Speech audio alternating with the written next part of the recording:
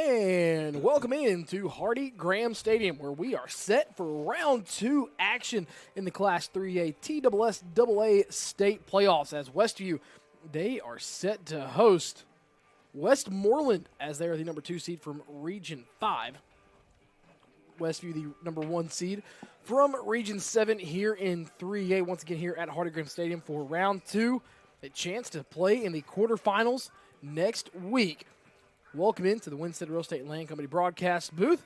It's the Charger Pregame Show brought to you by Wendell Alexander Realty, Roadrunner Driving School, and Martin Medical Center. It's round 2 playoff game day sponsors brought to you by Taylor Homeworks, First Response Security, and the Hawks Nest Sports Venue. Thank you all for tuning in with us. My name's Jared Davidson, and alongside me tonight, as always, Josh Greer. Josh, Westview breezed through round 1 with a 62-0 win last week. Asa Barnes, 4 touchdowns on 10 carries and just over 50 rushing yards last week, paved the way for the Westview Chargers. Yeah, no, last week was a little bit of a warm-up. I think the band showed up, and I think the cheer squad showed up, but it was just a little bit too much talent on the field for them to stop the Chargers. And speaking of just stats from last week, we mentioned Asa Barnes last week. He had 10 carries for 51 yards, 4 touchdowns, had 1 catch for 11 yards. Dantes Joy had 2 catches for 30 yards. Miles Brown had just 1 catch for 22 yards. C.D. Damron had 4 catches for 83 yards and a touchdown, had 1 carry for 18 yards as well. On the defensive side of the ball, Drake Hickman, 5 tackles, 1 tackle for loss, had 4 quarterback hurries last week. Carson Lifsley had 5 tackles last week as well. Noah Stooksbury, he did not have any. Looking at Jackson Couples, he had 4 tackles last week. Finn Snyder had 13 tackles last week, 2 tackles for a loss, and that brings his season total to 100 tackles on the year. The team leader this year, Finn Snyder, those 13, Josh, gave him 100 for the year, and that's with missing an entire half of football. Yeah, that's amazing. Yeah, I was looking at some area-wide stats, and honestly, even though this team is only playing about a half of football throughout the year, their stats are really wild to look at. 100 tackles is amazing. Keyshawn Frame had 2 tackles and a fumble recovery last week as well. Tyler Dunphy had 12 tackles, 1 tackle for a loss, and 1 quarterback hurry as well. Corey Wells back into the lineup as well last week. 6 tackles, 1 tackle for loss, had an interception that was a pick 6, had a quarterback hurry as well. Miles Brown had 2 tackles, a fumble recovery, and a pass breakup. C.D. Damron last week had 1 interception for a pick 6 as well, and then Asa Barnes rounded out that secondary unit with 5 tackles, along with Kason Spalding having 4 tackles and an interception as well. This Charger team last week, 5 turnovers forced, 3 interceptions, 2 pick 6s, and 2 fumbles recovered. Yeah, and the thing is, if the punt would have got in the air and would have traveled more than the line of scrimmage, I think we'd have saw one from CD. We would have saw a punt return touchdown as well. But once again, the Chargers just cruised in round 1 last week. Westmoreland played a team that's a little bit close to Martin. Yeah. Played Camden last week where it was down 21-0 in the second quarter. Then scored 25 unanswered points in the ballgame to win 25-21. Westmoreland did throw 3 interceptions in that game last week that gave Camden a little bit of a cushion. But the defense of the Eagles and the offense kind of came up in the third quarter to where they ultimately took the lead in that third quarter. No one scored in the fourth, but that's how Westmoreland won their round 1 matchup with 25 unanswered. Yeah, no, I saw the game whenever it was 21-0, and I thought it was going to be a shoe-in. I thought Camden had this game in the bag, and selfishly as a fan, I was excited for it because I know the ties with Coach McConnell. But regardless, this goes to show you that if you go up 21 points, it may not be enough for this Westmoreland team. Got about 25 minutes until kickoff, and we're going to go ahead and take our first 3-minute break of the Charger pregame show. When we get back, we'll hear more from us on this pregame show from the Winstead Real Estate and Land Company broadcast booth.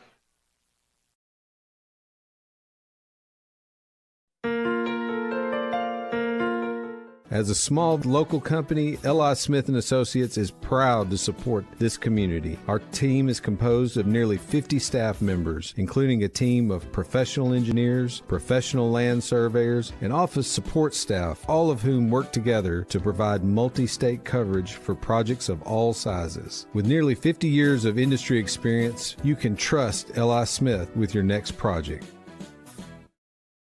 Supporting Westview High School athletics, the Color Shop family of companies is here for you. Since 1977, Color Shop has provided the top-of-line flooring and paint to the community. Color Shop Construction specializes in new and remodels in commercial and residential spaces. And when life throws you a curveball, like a leak or natural disaster, Color Shop Restoration is ready with expert staff and the right tools to get you back on track fast. The Color Shop family is proud to serve Martin and the surrounding areas for over 40 years. Go Chargers! C.R. Wilson Lumber and Supply has just what you need for your next home upgrade or big project. From durable Trex composite decking to sleek Marvin windows to semi-custom cabinets that fit your style and budget. C.R. Wilson Lumber and Supply has Traeger grills for your weekend barbecues, Milwaukee tools for the job site, Valspar paint to refresh any space, plus culverts, lumber, hardware, and so much more. C.R. Wilson Lumber and Supply. Call 731-341-4408 or stop by 8487 Highway 22 in Dresden. Ready to kickstart a career that'll take you places? Roadrunner Driving School is here to help you earn your CDL and hit the road in the right direction. Located at 106 Industries Park Drive in Sharon, Tennessee, Roadrunner Driving School offers an in-depth hands-on training curriculum that prepares you for an exciting career in the trucking industry. Learn how to drive a Class A commercial vehicle today. Call us at 731-456-2008 to earn your CDL in just 3 weeks. Let Roadrunner Driving School put you in the driver's seat. Need reliable auto body repair? Turn to Precision Auto Body, your trusted family-owned shop with locations in Martin, Milan, and Dyersburg. Whether it's a small fender bender or a major collision repair, their expert team has you covered with quality work and fast service.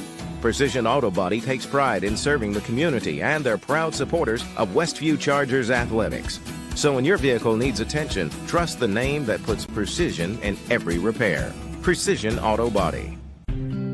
Cold mornings, hot showers, wet jeans, warm dryers. West Tennessee Public Utility District has you covered with natural gas water heaters and dryers for sale. No big box chaos, just local, reliable, energy-saving comfort. Call 731-986-8289 to find your perfect match. WTPUD, where comfort meets community.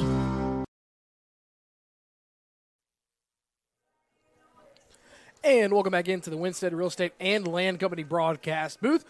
It's the Charge Pregame Show brought to you by Wendell Alexander Realty, Roadrunner Driving School, and Martin Medical Center. Before we get going any further into this pregame show, I want to give a huge shout-out to Crave over in Martin, Tennessee, in downtown, over there by Vantage, and all that downtown strip over there for providing us with a great pregame meal. We had 2 pizzas, we had 2 bowls. We had a wrap in here. It was really good food.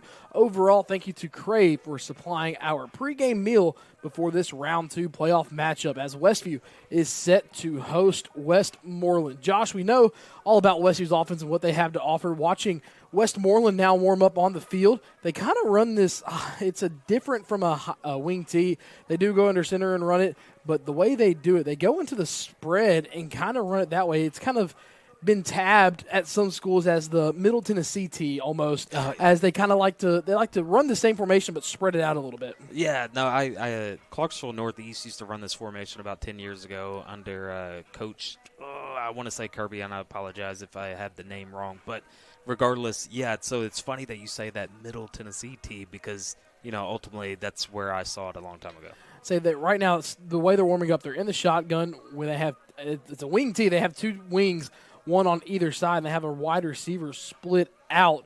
And I was talking to Coach Callens before the game. You know, they know kind of they have a tell when they throw it. One of the receivers lines up to a certain side. He's attached to one of the wing backs, and when they separate them, it's more than likely going to be a throw. And the way they're warming up right now, it kind of verifies as the one receiver we are talking about is number 6 on the Eagle squad, Dylan Gann, who stays attached to one side. He is a wing, but whenever he's alone on that one side and does not have a wide receiver attached to him, Coach Gallen said they throw it about 90% of the time there. Yep, and that was an identifier that we had as well back in the day when I was coaching at Henry County. There was a tight end, but with Northeast, they actually changed his number, so we had to identify someone else, and luckily we were able to do so. Taking a look at the Tennessee Sports Writers Association top 10 poll here in 3A, Westview remaining in first with all 16 first-place votes. Gatlinburg Pittman stays in second at 11, and Tyner Academy at 3 at 10-1. Meigs County in fourth at 10-1. Covington and Melrose flip spots again. Covington bumps up to 5 at 10-1. Melrose goes down to 6 at 9-1. Unicoi County at 7th at 9-2. Fairview in 8th at 9-2 as well. Giles County in 9th at 8-3, and then Sequatchie County bumps into the rankings at 8-3 after not being ranked last week. 3 teams on this west side of the bracket. Actually, 4. Fairview's in there as well. 4 teams on this west side of the bracket that cracked the top 10 in this week's poll. Melrose and Westview have a chance to meet next week. Melrose, I can't remember the exact name of the school that they have tonight. But Covington and Dyersburg, the way that they're matched up, if both those teams win tonight, there's your first region rematch of the postseason here in Region 7. That's if both those schools win tonight. We'll get into that schedule here in a second. Yeah. No, it will be interesting. I know a lot of folks, if you go online, you'll see a lot of chatter about it. They're already anticipating. I'm still in the old school mindset. You got to win the game that you have in front of you to move forward. But as fans, as people who are calling the game, we can anticipate and predict. Looking at the 3A bracket schedule overall right now, Gatlinburg-Pittman, they play host to Forest tonight. Meigs County plays host to Sequatchie County. Tyner and Unicoi square off tonight in what could be a very good game over there on the east side. Giles County plays McMinn. Then Covington plays host to Sycamore. Fairview plays host to Dyersburg. And then Westview plays host here to Westmoreland. And then Melrose versus Maplewood. The region games tonight, Covington versus Sycamore and Dyersburg at Fairview. Westview once again got the win 62-0 over Hamilton last week. Josh mentioned it earlier, the kind of how the Chargers have been able to score at any facet this year. Westview, they have 14 defensive/special teams touchdowns this year. Jeez. You know, that's super impressive to think about. In 10 games, you have 14 defensive touchdowns. That's really unheard of unless you have a super talented team. So whenever people talk about this team, they usually discuss how great the offense is. But, you know, if you've been watching Westview football, then you understand how great the defense is as well. And last week, too, with that defense, they had a quote-unquote triple crown. They got the shutout. They didn't allow any first downs. And Hamilton had no snaps in Westview territory. This is the 3rd shutout for Westview this season. Yeah, no, that's what you play for the donuts. That's what we used to call it whenever we were coaching on defense. You want to make sure that you limit any points, but anytime you can limit them to no points, then we would have some sort of celebration. Last week, we also saw Keyshawn Frame get the bulk of the backup running back snaps as he had 6 carries for 63 yards and 2 touchdowns. His first snaps at running back since that elbow injury that he sustained. Corey Wells was healthy. He played last week, played a great defensive game. Talked about him on the defensive side earlier. He had 6 tackles, 1 tackle for loss, had an interception that was a pick 6. The first of 2 pick 6s, which could have been 3. Casey Spalding fell down at the 1 yard line, excuse me. And Corey Wells also had 1 quarterback hurry in the ball game. This defense, just want to talk about them. They run a 4-2-5 look, 4 down linemen, 2 linebackers, and then it's 4 DBs, but then 1 flex spot, and they have really thrived, whoever they put in that flex spot. Corey has locked it down as a starter, but the one game he had to miss, they put Jackson Couples there. He looked great. He looked great. The secondary has been so impressive for Westview this year. Oh, my God. Across the board, they look great. And we used to call that a rover. They call it a dog safety. They call it star. They call it whatever you want to call it. That position has played lights out no matter who you put in that spot. And of that defense, we mentioned the 5 turnovers last week. Westview now plus 21 in the turnover category this season. When you're not turning the ball over and you're forcing turnovers, that's a recipe for success. And that's a reason why Westview's 10-0. Yeah, that's a reason why they're 10-0. That's a reason why you see the point differential as it is as well. It is important to make sure that you not only protect the ball, but you take the ball away as well. And they've been able to do so at such a... If you're wondering why Westview's playing a Region 5 or Region 6 team here in Round 2, it's the new format of the TSSAA playoffs. The Round 1 stays the same. They did it so you wouldn't have the big rematches of the 1 versus 2 in regions until the semifinals possibly. But also, too, what's been a big topic of discussion since this came out and then the matchups kind of got discussed was kind of the travel. Westmoreland, a 3.5-hour commute in a spot where, Martin's not an easy place to get to by any means. about 45 minutes to an To an hour interstate, next to the yep. closest interstate, Yep. and you have a highway that you can get through here. But Westmoreland, northeast of Nashville, no real good access to an interstate or a highway anywhere. That's not an easy commute.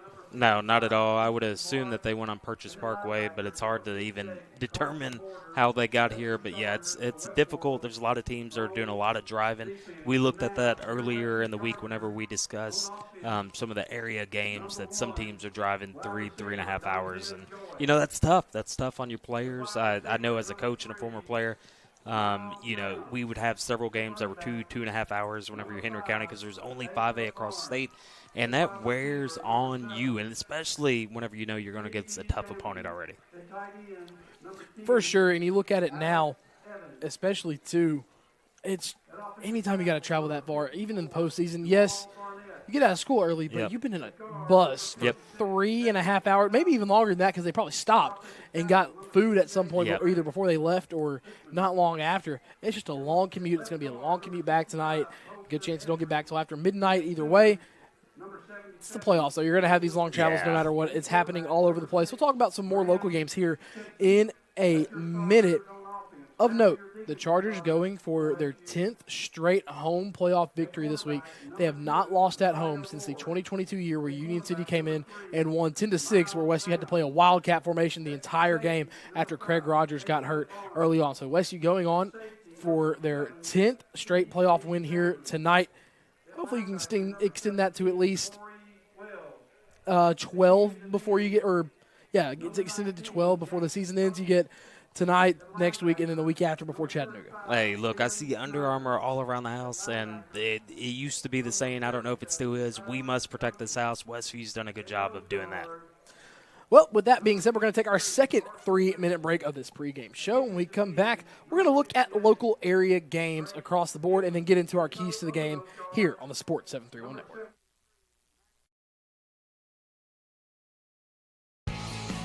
The Hawks Nest Sports Venue in Martin is a proud supporter of the Westview Chargers. The Hawks Nest is the place to be to catch all your favorite games and sporting events. From Wing Wednesday to weekend karaoke and live entertainment, the Hawks Nest Sports Venue is the best hangout in Martin. For a weekly lineup of events and specials, check them out on Facebook at The Hawks Nest or stop by 105 Church Street in Martin. The Hawks Nest Sports Venue, proud supporter of Charger Athletics. Go Chargers!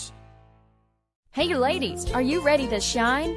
Discover a new look at R&R on Lindell Boutique. From trendy outfits to must-have accessories like our custom hat design station, we've got everything you need to complement your style. Come shop with us at 228 South Lindell Street, right next to Woodfire Pizza Kitchen in Martin. We're open Monday through Thursday, 10 a.m. to 5 p.m., Friday, 10 to 6, and Saturday, 10 a.m. to 3 p.m. R&R on Lindell Boutique, where style meets fun. West Tennessee Metals in Dyersburg is the go-to spot for top-notch metal roofing products and services. Located at 1314 East Court Street with a massive showroom. We build kits for pole barns, patio packages, and lean-tos. We offer painted 40-year metal and Galvalume. Delivered free with orders over $1,000 within 60 miles of Dyersburg. All of our orders are carefully cut and packaged to ensure a premium finish for your project. Give David a call today at 731-676-9965 or call Nathan at 423-394-7073. Weather the storm with West Tennessee Metals. Celebrating 45 years in business, E&H Refrigeration is your trained comfort specialist. We are Northwest Tennessee's heating and cooling experts with locations in Martin and Paris. If you're in need of a new Trane HVAC system, we have you covered. Give E&H Refrigeration a call today in Martin at 731-587-9675 or in Paris at 731-407-9121. Let us bring you comfort you deserve with the quality you count on. E&H Refrigeration, your Trane dealer.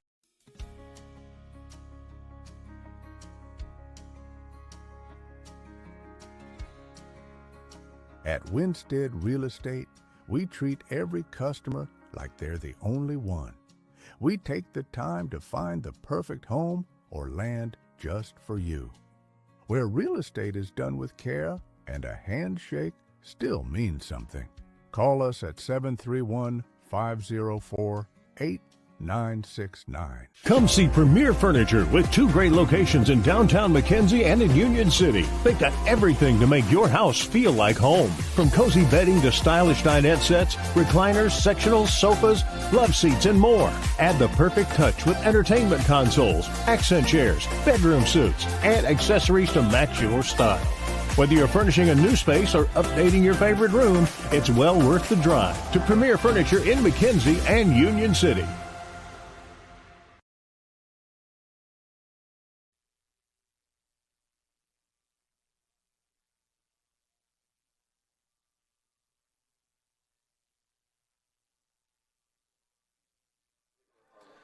And welcome back into the Winston Real Estate Land Company broadcast booth. My name is Jared Davidson, and alongside me tonight is Josh Greer. I want to give a big shout-out to our Round 2 playoff game day sponsors, Taylor Homeworks, First Response Security Services, and the Hawks Nest Sports Venue. It's the Charger Pregame Show brought to you by Wendell Alexander Realty, Roadrunner Driving School, and Martin Medical Center. We're about 8.5 minutes until kickoff here on the Sports 731 Network. Having a lot of local games here in Round 2 here tonight on the west side of the river.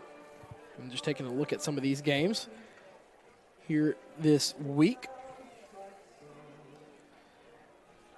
Here we go. In the D2 Class A quarterfinals, you have MTCS versus or Middle Tennessee Christian School versus TCA. They're at TCA. You have Jackson Christian at Nashville Christian, where Jared Curtis is taking place against Jackson Christian as Nashville Christian and Jackson Christian play each other for the 5th straight year in the postseason. And we're about to we're going to keep right here, but we're going to broadcast the national anthem here tonight on the Sports 731 Network. So we will take a quick side break from the commentary spot, and we will send it over to the national anthem.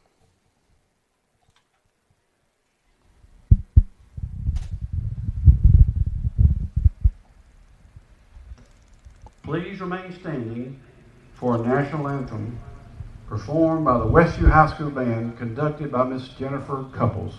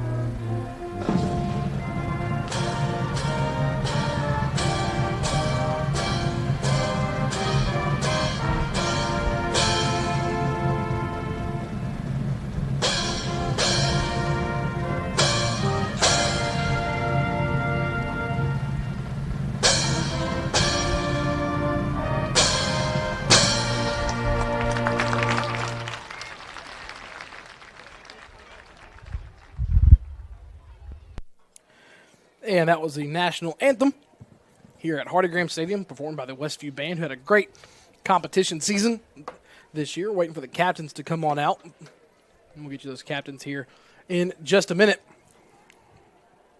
Josh, I forgot what I was talking about. Area-wide teams. Yeah, area-wide games. Yep. National anthem is always at a different time each week. Yep. Also in the Division II Class A quarterfinals, you have Donaldson Christian at USJ. Class 5A in round 2, Nolensville at Henry County. You also have Munford at Beach. Both those should be pretty good games as well. Yep. In the 4A ranks, you have Lexington at Springfield. Lexington, who pulled off the upset last week over Haywood. Springfield moved down this year, and they're looking tough. You have Spring Hill at South Gibson. Crockett County at Pearl Cone, which could be a good one. Dyer County at Marshall County, which has the potential to be a really good game. Marshall County, a very talented team over there in Middle Tennessee. You have Westmoreland here at Westview tonight, Dyersburg at Fairview, Sycamore at Covington, Mount Pleasant at Milan at the 2A ranks. Also at the 2A ranks, Peabody at East Robertson. That's going to be a tough game for the Golden Tide. Yeah. And you have Huntington at Lewis County, Fayetteville at Dresden. Fayetteville has knocked out Dresden a few times in recent memory. Greenfield at McKenzie in the 1A ranks as well. And the final area game we have tonight at the 1A ranks, South Fulton at Richland. So that is all the local area games we have tonight. Westview, they're donning the all-blue tonight. Westmoreland donning the all-white with a red helmet.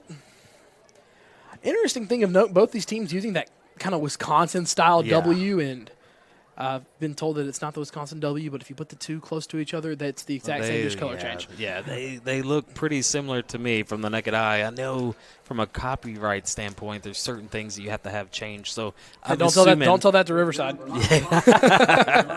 Well, regardless, I think that they've done their due diligence and have made those slight changes, so they're able to use it. Yeah, but it does look pretty similar. The captains for your Westview Chargers, same as always, have not changed. Dantes Joy, Jackson Couples, Jamal Barnett, and C.D. Damron. As those will be the 4 Charger captains here tonight. Across the way for Westmoreland, looks like we have Xander Hodge, Thomas Francis, and that last number on the left. It's a 50 number. We'll get you that one here in a second. Don't have my binoculars on. I'll have to wait till they get a little bit closer. Looks like 58, if I had to guess. And that would be Carson Borders. So those will be the 3 captains for the Eagles. And, before the game, we saw them punting. So, they're going to put it in the air if they do have to punt tonight. And that's where you could potentially see C.D. Damron have some good returns. Damron has 4 of those. Let me make sure he doesn't have a pick 6 this year before I misspeak. He does have a pick 6. He has 5 of those non-offensive touchdowns this year. Yeah, so impressive. 4 punt returns and a pick 6. Yeah. Now, anytime you can create extra points by not being on offense, that is a positive thing, and he's been able to do it 5 times on his own. Captain's meeting about to take place at midfield.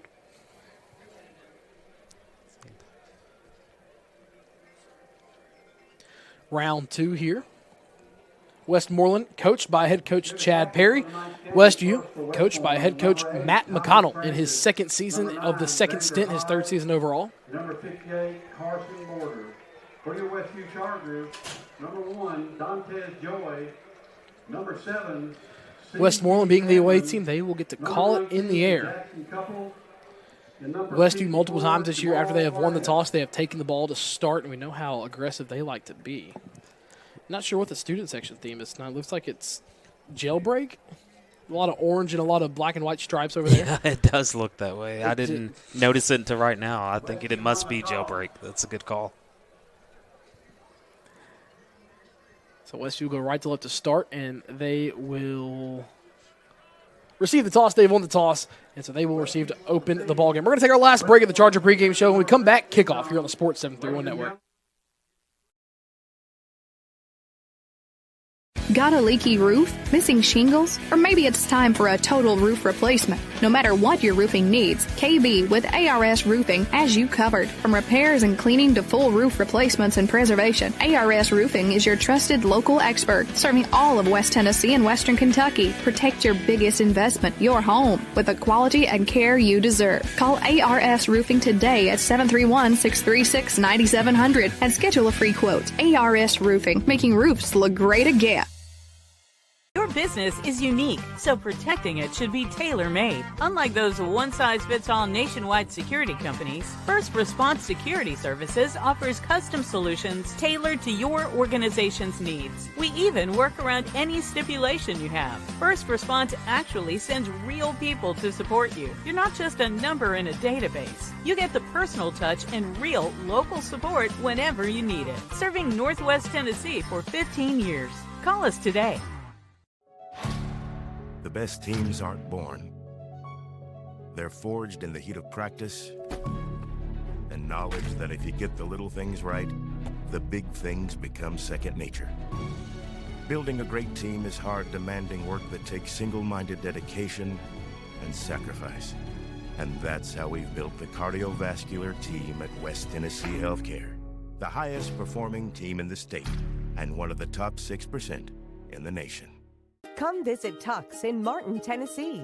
Check out our showroom filled with different flooring options, cabinets, vanities, lighting fixtures, doors, and more. We'll save you money with prices up to 30% less than what you'd find at the big box stores. Plus, our expert design team is always available to assist with a free design consultation. That's only at Tux in Martin, Tennessee. Quality products at discount prices. Come see us today.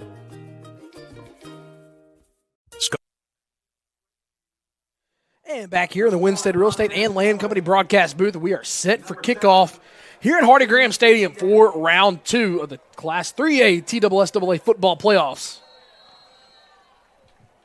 And it will be Braxton Cook to kick off. Westview has Dantes Joy and C.D. Damron standing back at around the 15-yard line. And it's going to be a pooch kick.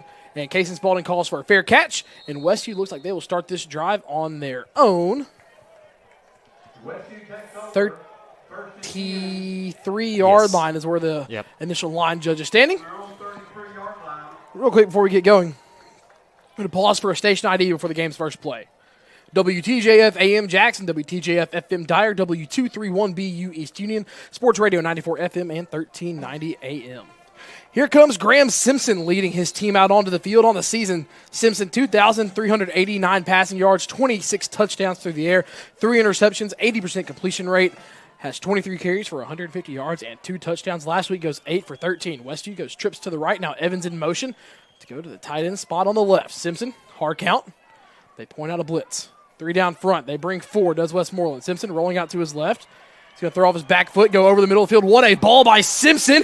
Joy can't catch it. That's the second straight game that Dantes Joy has had a ball rattle off his hands to open up the game in what would have been a touchdown. Brings up 2nd down and 10. Yeah, it's tough to see that type of drop. Hopefully he can get acclimated and get those drops out of his head. Asa with a good pickup on the blitz, too. He had a great block there. Westview goes twins out to the left. They spread Miles and Darren closer to the numbers. Ball on the right hash, 2nd down and 10 from the 32. And flags come flying. Did Evans start towards the ball before he motioned? And so the Chargers, rough start here. A drop deep ball and a shot play. That's kind of their patent. They like to go deep on the first play of the game. And then it's going to be a false start by Alex Evans. So 2nd down and 15 now. Ball spotted on the Charger 27. Miles Brown back in the neon gloves this week. Joy alone to the right. He stands at about the numbers on the 30. Barnes to the left of Simpson. Evans motions out right to left. Simpson will go to the hitch route to Joy. Joy makes that catch, and Joy has green grass in front. It's a foot race to the end zone. Dantes Joy, no one is going to catch him. A 63-yard touchdown strike. 20 seconds into the ball game, and the Chargers lead 6-0. A first response security services touchdown, Simpson to Joy. Yeah, he was able to make up that drop real fast, so that's something you want to see. Just make sure that you can overcome those type of issues, and he did it immediately, so great to see from Joy. Well, he had no one, Josh, too, like sitting over top in coverage. Flags come flying. Yep. See what the call is here, but you had no one sitting over top for Westmoreland, man on man, and Joy got a block that's going to be on Westview. There's a marker on the field.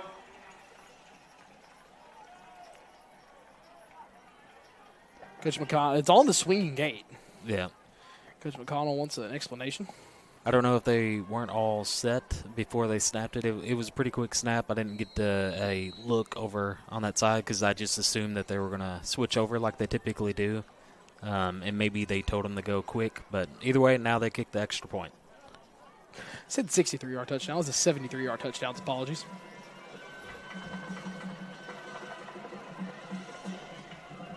The snap, the hold, the kick, it is up, and it is good by Kinzer Pratt. Came into tonight 48-57 on extra points this year, and he is 1 for 1 tonight. A 73-yard touchdown strike from Simpson to Joy, and that's how this ball game gets started as the Chargers lead 7-0. Yeah, when you have that many talented athletes, obviously, they went right back to Joy, but at any given moment, this team can strike. You get a penalty, you think, what are you going to do? They overcome it. They throw a little hitch or a little under screen, and he's able to take it to yard. Kinzer Pratt onto the field to kick off.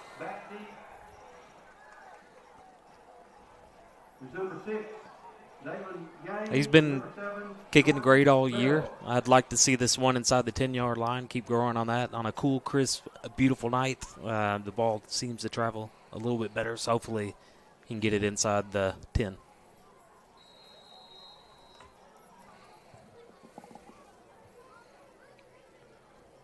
He did have a touchback last week. Yeah, he's been kicking great all year. Been very impressed. And he has 5 on the year. A lower line drive kick. It's going to bounce at about the 14 and caught. Return man brings the 20. Great open field tackle on the tackle. That's going to be Keyshawn Frame. On the return for the Eagles was Cooper White. Yeah, I like to see him back at full swing, and, we didn't really get to talk about it, but last week seeing him carry the ball, he looked great. And, I'm glad that he's healed up right and get to see him in full action. So Westmoreland, they will start this drive on their own 22 on the right hash, and here comes that 4-2-5 defense that has been pretty stout all year. Yeah. Stout is one way to put it. They've definitely been a tough defense to go against. Couples here on the left edge, Hickman on the right.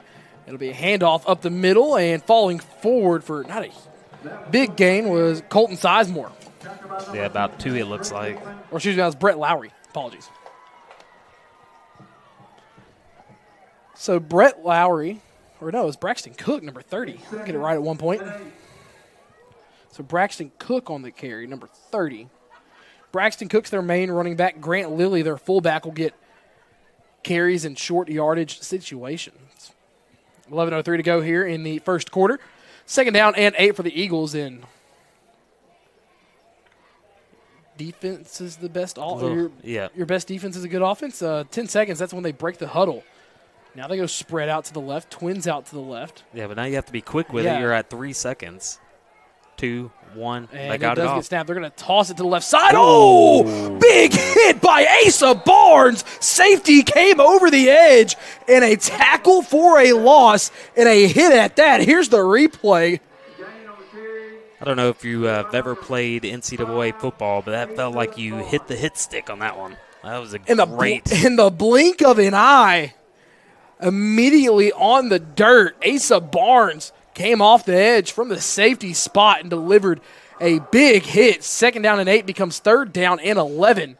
The Chargers trying to force a 3-and-out on their first defensive possession for Asa Barnes this year. That is his second tackle for loss. He'll drop back to pass. Westmoreland slings it to the left side, well out of reach. Xander Hodge, his first pass of the night. Ball is incomplete. The Chargers force an E&H Refrigeration defensive stop on a 3-and-out. So the Eagles will be forced to punt. What a hit on second down by Asa Barnes. Probably the biggest hit we've seen all year here on our broadcast. Yeah, I definitely think that was the biggest hit that we've been able to see clearly. I know there's been some other great hits, but, man, that was fun. Deke leader, that's something you want to see. Quick punt. A big one at that. That's going to push Damron back to the 35. Damron has a couple defensemen in front, splits them. Damron trying to get to the outside edge and is eventually wrestled down at the 50 on the tackle for Westmoreland. That's going to be number 52, Hunter Gray, on the tackle. They do a good job at limiting C.D. Damron's return. He gets about 16 up to the 49 in Westmoreland territory officially. Yeah, and if you force him to punt, I think he'll have some opportunities because they do put some air under it, and I think it'd be. It's the only way you can really negate any return from C.D. Damron is you have to put a lot of hang time up on the ball. Yeah. So Westview, they had the ball on the left hash on the Eagle 49 going right to left. Solo man to the right is Dantes Joy. Evans motions over to the right wing. Simpson, hard count. He's reading the defense. It's a 3-2 look. Shows blitz, does Westmoreland. They're going to bring 4. It's going to be a handoff to Barnes at the middle. Barnes is going to get to the 45 and fall forward for an extra yard to the 44. So it's going to be a 5-yard gain. Splits the down and distance in half, 2nd down and 5. Yeah, and that's what you want to see on first down. Anytime you can pick up those positive yards, 4 or 5 yards, those are beneficial. I know we're used to seeing them break off big-time plays, but 4 and 5 is great as well. Westview going quick. It's going to be a quick screen pass to Brown. Brown catches it, has 2 good blocks. Brown has the outside edge. Brown down the sideline. Miles Brown's going to outrun the defense for a first response security services touchdown from 44 yards out. And the Chargers' quick strike ability has them up 13-0 just 3 minutes into the round 2 playoff game. Yeah, and you can see the difference in the speed. That's what we're noticing right now. These short passes are going yard even whenever they have the angle. And they look just a little bit more locked in than they were early on against Hamilton. Oh, gosh, yeah, by far this team looks more locked in. And you called it. You know this head coach well, and Coach McConnell, he was going to have this team ready to go. Also, too, I was messing with Graham before the game. He usually dons the Alabama towel. As here comes the extra point from Pratt, a high snap. And good kick right down Broadway. 14-0 Chargers lead, 9:09 to go here in the first quarter. I was messing with Graham before the game. He usually dons the Alabama towel. And this week, he has typical wristbands on and whatnot.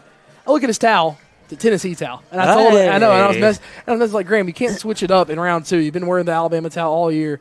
And, it was me and a couple. Let the young man. It was me and a couple of the coaches down there messing with him as well. But I told him, like, Graham, any small slip up tonight, it can be an incompletion. And I'm blaming it on the Tennessee towel because you decided to switch things up. Hey, you know what? Last week he was a little off. You stated that as well. Maybe he wanted the change up. I think orange would look good on him. Of course you do. No, in all fairness, I'm a huge Tennessee fan. I am biased in that regards, but I want any of these guys to go to where they're the best fit. So that's the reason why I don't like Alabama, but I love, I love Ty Simpson, because he's a West Tennessee guy, and we want to support our West Tennessee guys. And regardless, I want them to go to where they're the best fit. Well, this past weekend, Graham, Asa, and Miles all took a visit to Nashville to take in the Vanderbilt-Auburn game. Yep. They were on the field for that one as well. Here comes Kinzer Pratt. Got under this one. High end over end. Will be caught at the 6-yard line this time. Will be caught by Gann. Gann gets past the 20 and then is going to be wrestled down by the Charger kickoff unit. On the tackle, Finn Snyder. And looks like Kason Spalding in there as well. Yeah, right around the 22. Both of them have been so dynamic on defense this year, and it's good to see them get an open field tackle on kickoff as well. Almost the same exact starting field position for Westmoreland as their first drive of the game. They start this drive about a yard further on the 23, and they're on their own right hash again. 9:02 to go here in the first quarter. Thank you all for tuning in with us here for round 2 action. Winner of this one plays the winner of Maplewood and Melrose. Pass will go to the wheel route. left side. Yeah, on the wheel route. It was underthrown. Flags come flying. And receiver never made an effort to get back to the ball as Barnes was just kind of on his hip. Yeah, Barnes was on his hip. The receiver made no effort to come back to it. So they're going to get Westview for a pass interference, and Coach Callen's throwing up the arms. I mean, the receiver intended to target Dylan Gann, never made an attempt to come back to the pass from Hodge. Yeah, so not sure how you 4 or 5 yards short. I didn't see a tug of a jersey. Obviously, I don't have eagle eyes, but I didn't see any of that. Oh, Here's the score of interest in the first quarter. McKenzie 0, Greenfield 6. Oh, I don't know if y'all heard that through our mics. Greenfield has taken an early 6-0 lead on McKenzie. Yeah, I didn't have that on the bingo card. Greenfield, we talked about it in our preview show yesterday afternoon or yesterday evening. Greenfield was going to have to be perfect in order to win that ball game against a talented McKenzie squad. But I believe Greenfield's starting to peak at the right time. So 1st and 10, first down gained by Westmoreland here tonight. Granted off penalty. They're going to hand it off up the middle to their fullback, and he's going to be stuffed at the line of scrimmage. A good push by that front 4 on the carry for the Eagles. That was going to be Grant Lilly, the fullback. Yeah, it looked like Carson Lipsy to me on the tackle. Great job penetrating the O-line right there. Able to fit up. They looked like they gave him a yard maybe. To me, I don't know if he got back to line of scrimmage. Yeah, it was very close. They do give him a gain of 1. It's 2nd down and 9 upcoming for the Eagles. Ball spotted on the 34. The wing look. That heavy wing look to the left. It's going to be a toss to the left again to Gann. Gann's their playmaker on the outside. Gann is going to keep the legs churning. He's going to fall to the 40. Pushing Westview about an extra 2 yards. It's going to make it 3rd and manageable up to the 40. It's going to make it 3rd and 3. Ball spotted on the left hash. And if you're Westmoreland, this is exactly where you want to be. You want to be in 3rd and short. 3rd down and 3 upcoming. Eagles have to get to the 43-yard line. They do take a long time in the huddle. I mean, I'm guessing they're just trying to eat up some of the clock. Eat up some of the clock, keep that Westview offense off the field. They tire down this defense. 4 down front for Westview. The linebackers getting eager. They do bring pressure. They hand it off to Gann. Gann finds a hole. Gann has to beat Damron. Gann on the sideline, then pushed out of bounds by C.D. Damron. As Westmoreland, a chunk play into Westview territory. They get it up to the Charger 32-yard line as Gann just slipped through the gap. Yeah, and this is what happens whenever you have penalties, right? You start getting that positive momentum. They're able to get to 3rd and short, and then they break off a pretty decent run. Best play of the night for them. So 1st and 10 in Westview territory, their first snap in Charger territory this evening. First time in 5 quarters that Westview has allowed a snap in their own territory. Yeah. Typically a bend and not break type of defense, so we'll see what happens here. A handoff to Gann again, and Drake Hickman shot off the edge. I believe he's going to fall for a gain of maybe 1 on the play up to the 31. 2nd down and 9. Wasn't the biggest of hits at all, but Hickman does just enough off that right side of the defensive line to make contact with Gann and limit the gain to 1. Yeah, and he did what most people would do. He hit the ground.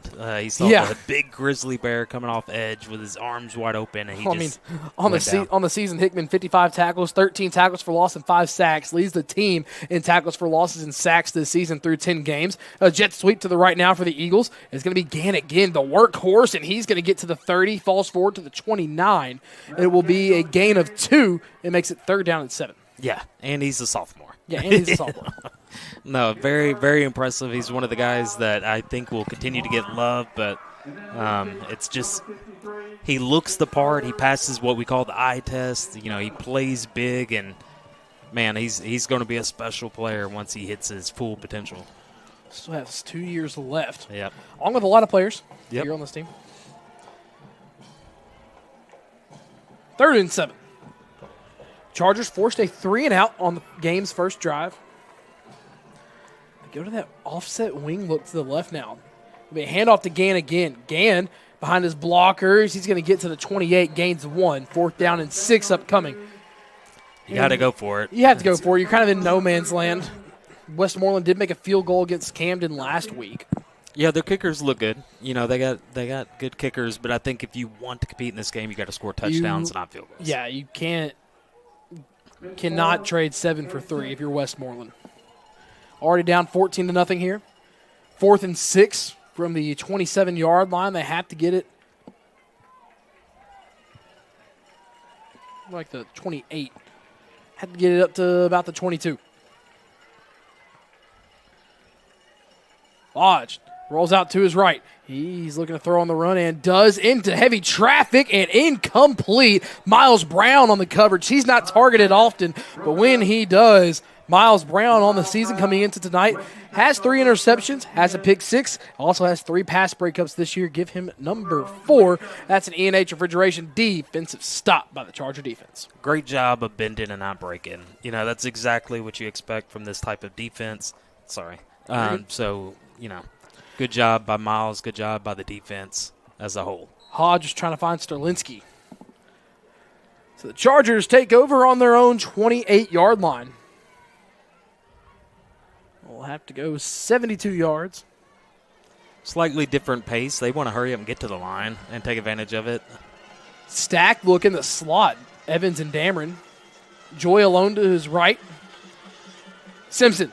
Westmoreland brings 3 and they drop 8. Simpson's going to go deep over the middle of the field looking for Damron on the post. Hits him in stride. Oh, cannot make the catch. Another incompletion. Great coverage by the quarterback. Hodge over the middle of the field. And Damron just could not hold on. Had him on the post. It would have been a 72-yard touchdown strike. I think he got his hand in there. It had to break it up. I couldn't quite see it, but I think that's what happened.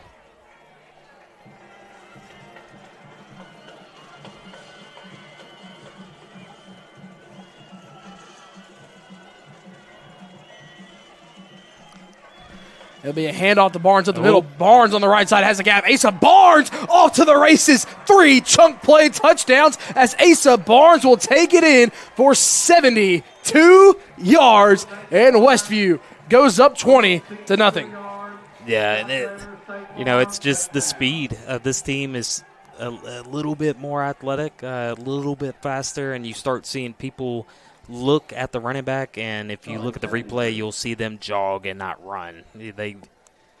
That's a tough mental break to have. I've done it as a player, and I've seen it as a coach. Whenever someone's just superior over you, it's tough to see.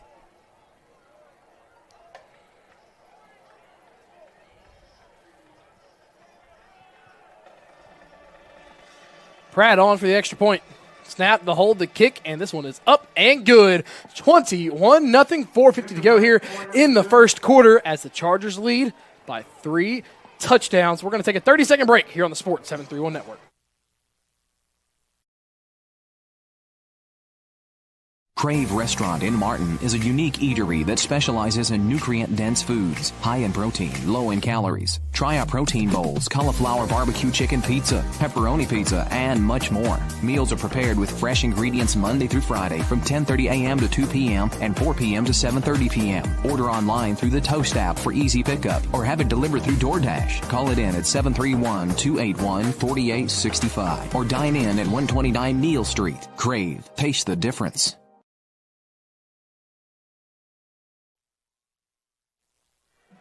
And back here on the Sports 731 Network. It's Westview. They have taken this one by the horns here early on. Yeah, no, it's tough. As I was saying before, this team is one of the most athletic teams I've ever been around, and I've been around some really good teams with Henry County and Dresden, but this team has a special group of athletes, and a lot of them are sophomores, some of them are juniors, some of them are seniors, but it's so impressive to see all this talent on this team. And this one was going to be touched at the 1-yard line, and Westview's going to have a chance to pin Westmoreland deep. And somehow making this return worthwhile as Kinzer Pratt's going to make the tackle, was bobbled at the 1-yard line, and then taken all the way to right around the 35. Jordan Bell on the return.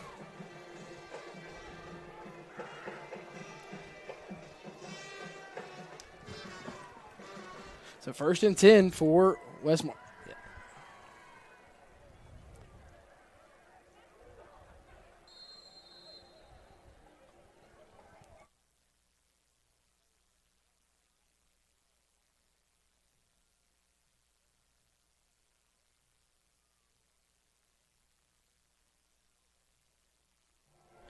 Back here on the Sports 731 Network as Hodge is going to roll out looking to his right. Oh, another big hit. Corey Wells forces they're going to get Corey Wells for a flag. And they're going to get him for a look down on the intended target.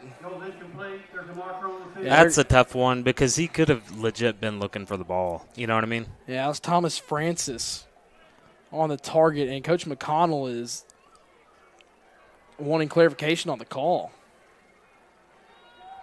Yeah, that's a tough one. I'm not in love with that call. Yeah, that's just it's not one where Corey didn't stand over him. No, and he gave a quick glance as it's a simple little thing. Well, he may have was seeing if he broke up the pass. You know what I mean? Yeah. That's what I was saying. He may have been looking for the ball, and that's something that you do as a player. That's something you do as a player. It wasn't anything like it wasn't taunting, it wasn't disrespectful from Corey. Like even if he was looking at the player, it was a quick, maybe 2 seconds, and then he was off and running. It was no way taunting, but a penalty is called. As the head coach for Westmoreland is Ryan Harris. He'll gladly let his team benefit. Hand off to the left side. This will be to Gann. Gann is going to be tackled for That was Gann on the carry. gain of 2 on the play. Tackle on number 37. Brings up 2nd down and 8. Tyler Dunphy on the tackle. And 7.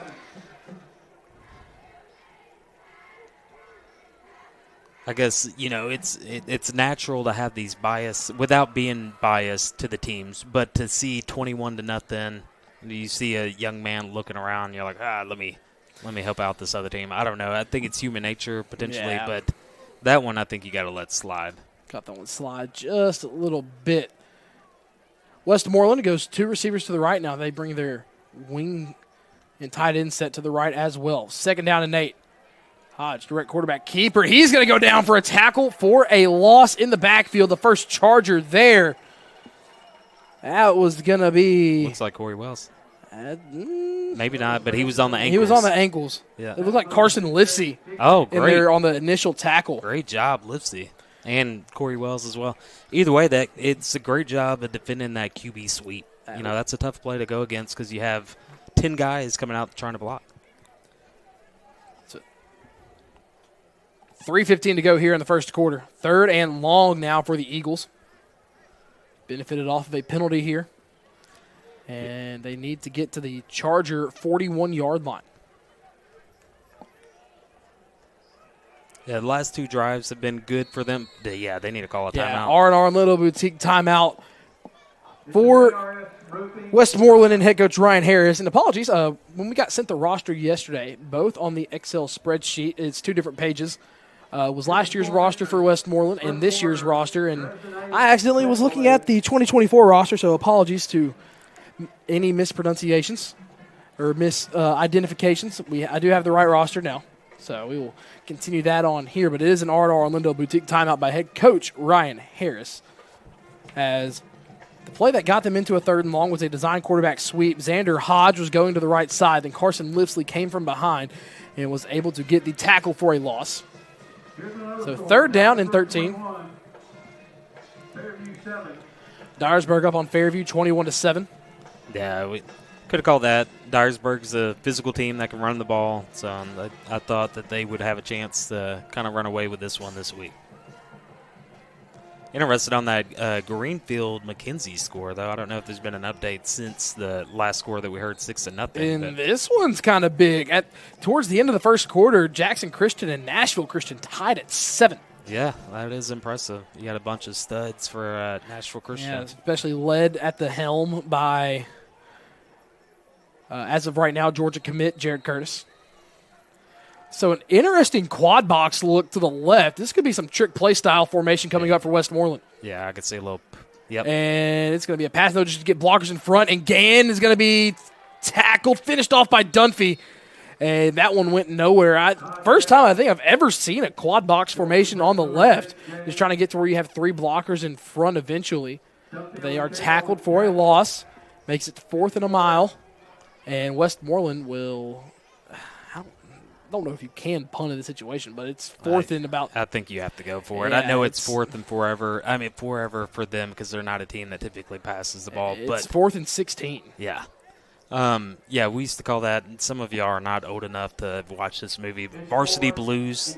That's a Varsity Blues play right there.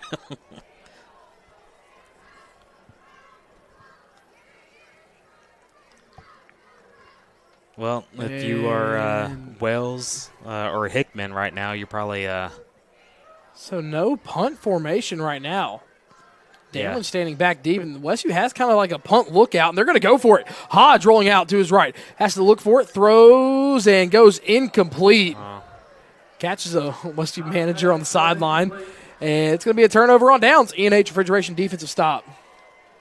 McKenzie up on Greenfield 14-6. They have taken a commanding lead. not really commanding. They scored 14 unanswered as of right now after Greenfield started 6-0. Yeah, and nothing against Greenfield, but Cole Brown and company, they've been playing lights out, and I can see it start to snowball a little bit more. Yeah, Dyersburg just got a safety. It's 23-7. Springfield up on Lexington 3-0 at the end of the first.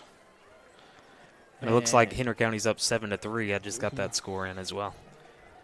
Dyer County up 14-7 over Marshall County.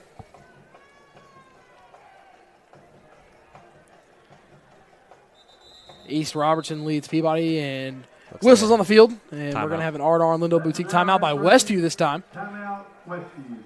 So the Chargers take a timeout. And let's see here. Munford leads 8-7. It's a close one. Richland up 21-0 over South Fulton.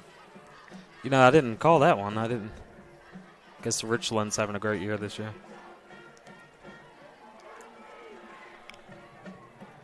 Got a Lexington update? Last I saw, Lexington was down 3-0. Okay. Springfield with the lead on that one for head coach Derek Carr's squad. Here's an updated score. In the first quarter, McKenzie 14. Yeah, Springfield knocked Henry County out of the playoffs last year in the second round of 5A, and they moved down to 4A. They may be the largest 4A school in Tennessee. I didn't look it up, but I just would assume so. So 1st and 10 for Westview on their next drive.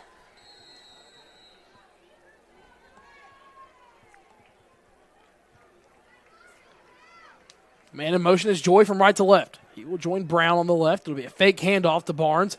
Simpson's going to go underneath the Damron. Damron trying to find the outside edge. A couple stutter steps. Goes out of bounds right around the 40. And they say he stepped out right at the big line. Flag comes late as Barnes and Simpson were jawing with a couple of Westmoreland players. And Simpson's already walking. Are you going to pick up or are we going to back up? No, we're going to back up. Something you got to limit. Yeah, I mean, this... unsportsmanlike conduct, I don't know if that was on Asa or Graham. Jeez. Something you got to limit moving forward. Yeah, right now you're up 21-0, so it's not that big of an impact, but moving forward you got to limit that type of penalty.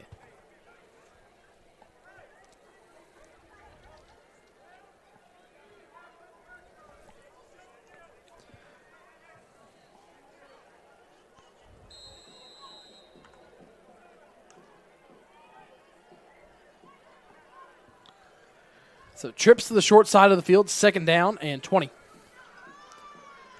Did unsportsmanlike become flags come flying? Are they going to get Westview on an illegal motion again? Marker on the field. Yeah, I don't know because I didn't see him go towards the line. False start, Westview. Legal formation on Westview again, so now it's interesting. And he's not putting his hands in the dirt, obviously, so I'm not sure what's going on there.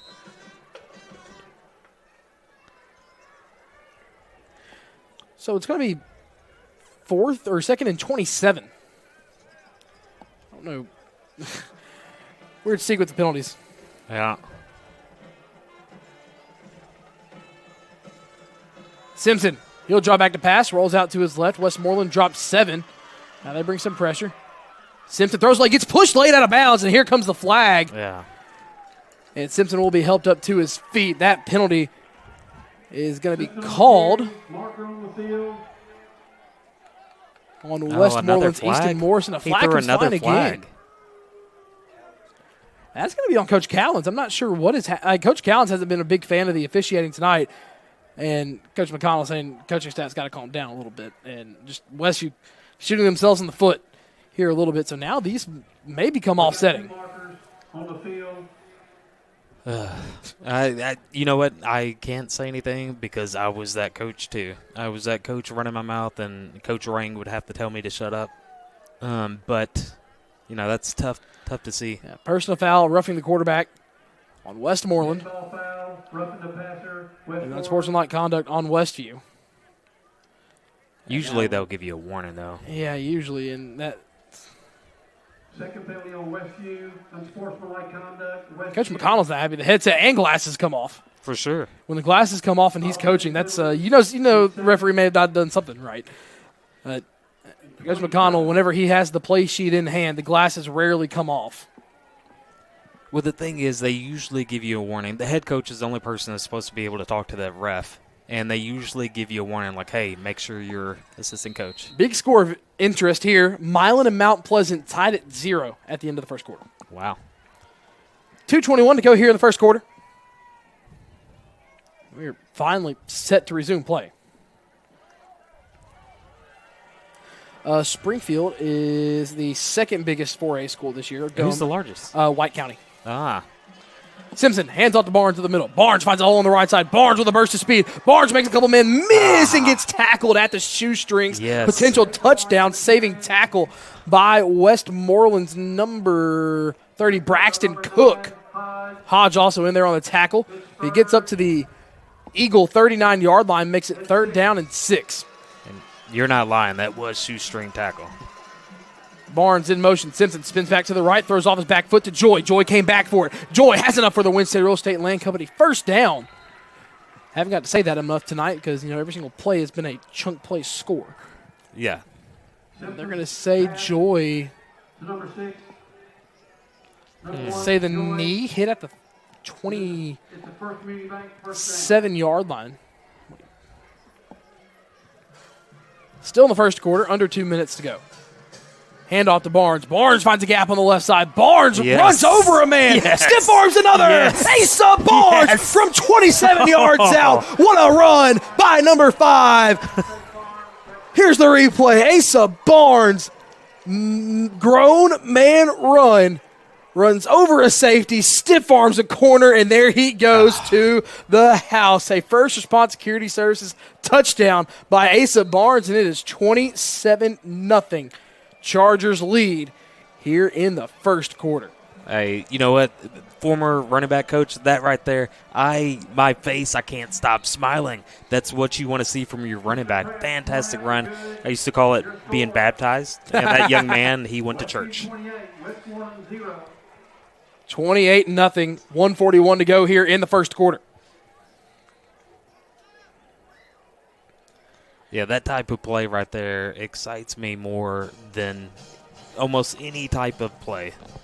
That is man versus man right there, head to head. And whew, what an impressive run.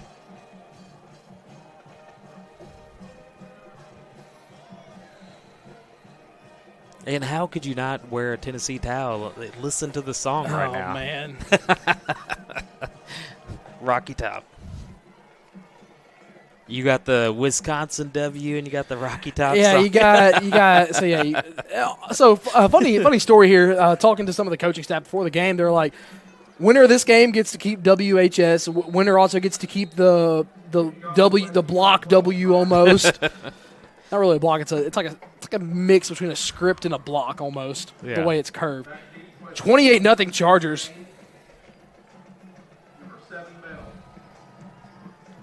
And this one is Great going kick. to go catching it at the 1. They've had a good return tonight. Shocked that they're not going to limit it to a touchback. Ball's on the ground, and Westmoreland's going to be able to fall back on it on the 19-yard line. Oh, my word. Corey Wells is a little bit too far upfield. Jackson Couples in there on the tackle as well. Just fell in the perfect spot for the Eagles to fall right back on it. Yeah, that was whiplash. If you see the replay, his head jerked. Chargers have been hitting hard here tonight. Hey, I'm all in for it. As a defensive-minded guy, I love seeing these big hits on offense and on defense. They've been playing lights out so far in this first quarter. East Robertson leads Milan 14-0 at the end of the first quarter. East Robertson, a heavy favorite to kind of contend with Milan at the 2A ranks, along with East Nashville. East Nashville lost to East Robertson in their de facto region championship game at the end of the year. Yeah, a lot of talent, a lot of guys going to play on Saturdays. Handoff to Gann on the left, and Westview just pushes the blockers back into Gann's grill, and he's going to go down for a loss of 1, back to the 18-yard line. We'll bring up 2nd down and 11. That's where you got to ask your backside guys on the offensive line, hey, can you block for me? Getting it up front, and I'm getting it from the back.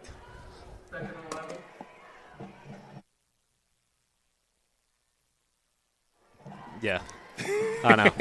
I caught it. Yep. That's why I muted when I said what I said. 58 seconds to go here in the first quarter. And we are back to within action here. Second down and 11 going up for the Eagles.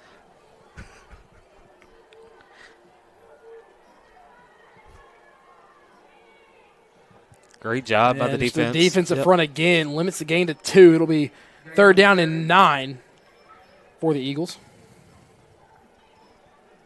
Number 19, Couples in on the tackle for the Chargers. Yeah, he's been playing great ball the last few weeks, I'll tell you what. 39 for Westmoreland.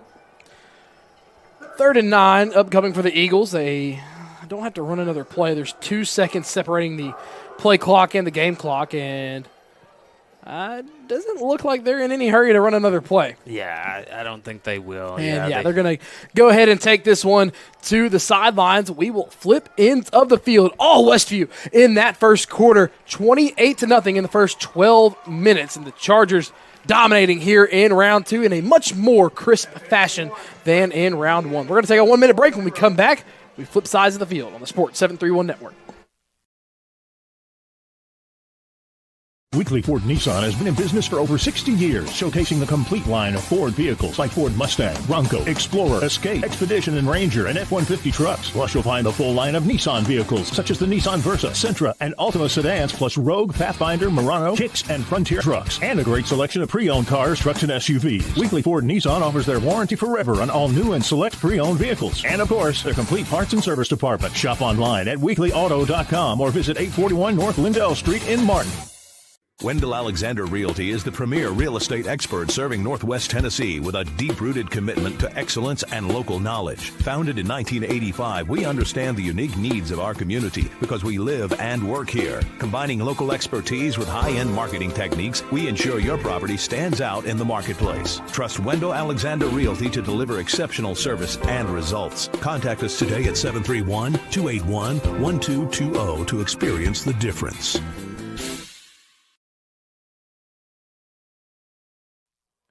And back here on the Sports 731 Network, we have flipped ends. Westmoreland now goes right to left. Westview now goes left to right. Last update we got down from Memphis. Melrose leads Maplewood 8-0 in the first quarter. Close game. Hodge is going to look back left. He's going to go on the wheel route. Has a man, and what a diving catch by the Eagles. On the catch was Gann. Gann laid out for that one. If he can catch that in stride, I don't know if anyone catches him. Maybe Asa Barnes from across the other side of the field or Messiah Ward. Yeah, no, that's tough. That's the second time they've thrown that wheel route. That's a route that seems to get open against many defenses. Great job by the receiver diving out and getting it.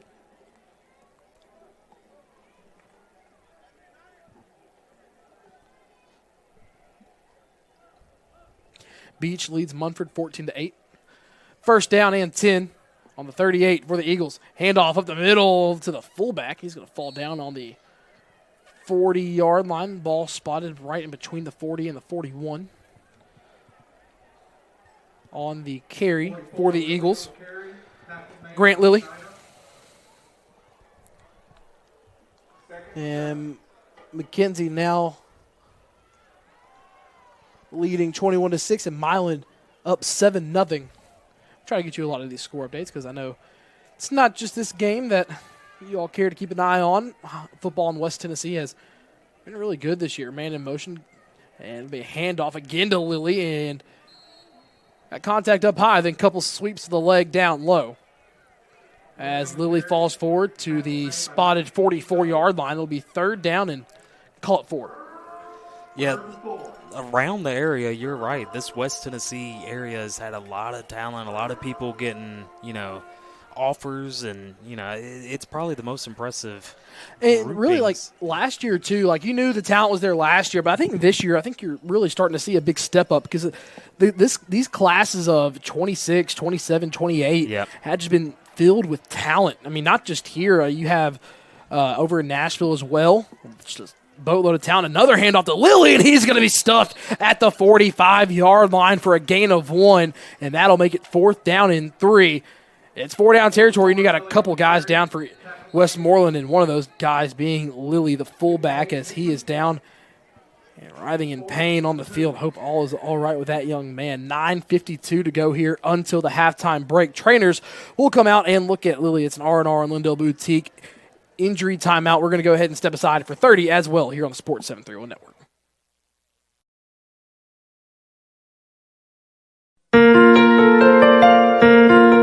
As a small local company, Asa Smith & Associates is proud to support this community. Our team is composed of nearly 50 staff members, including a team of professional engineers, professional land surveyors, and office support staff, all of whom work together to provide multi-state coverage for projects of all sizes. With nearly 50 years of industry experience, you can trust Asa Smith with your next project.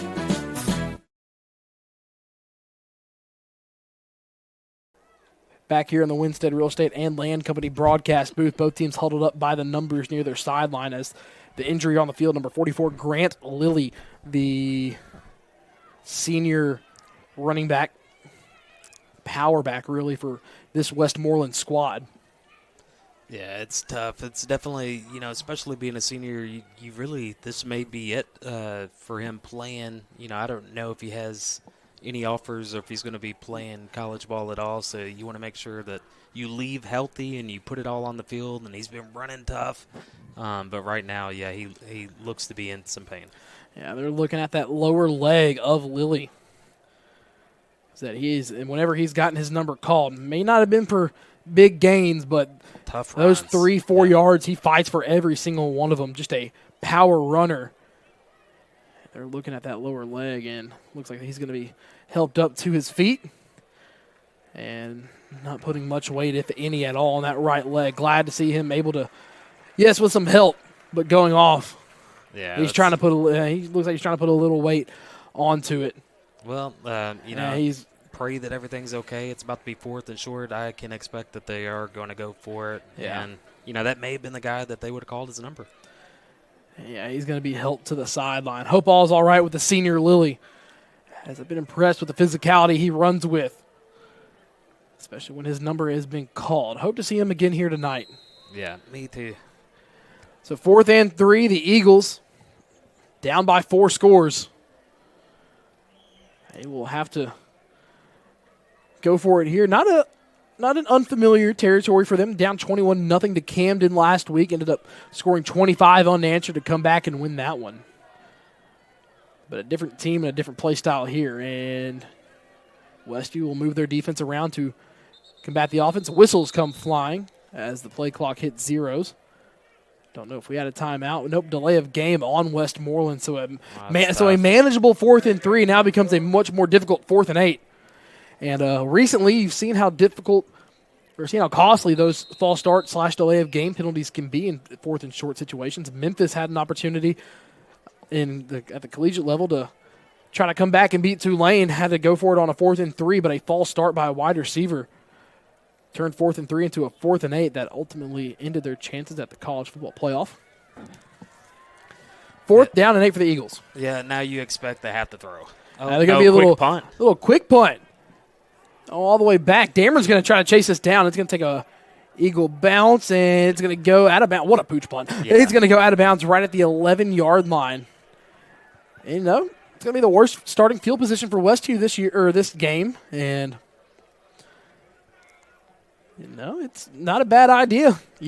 On this field specifically, Coach Jason Simpson kind of made that a pattern in his offense with quarterback Dresser Wynn when he was here. Yeah. Dresser Wynn, I believe Dresser won a OVC Special Team Player of the Week doing that. I'm sure he did. No, he could punt whenever he played for Dresden. Whenever I was coaching there, that's one thing we didn't have to do much. I think we punted 6 times in his career, but he was able to boot it.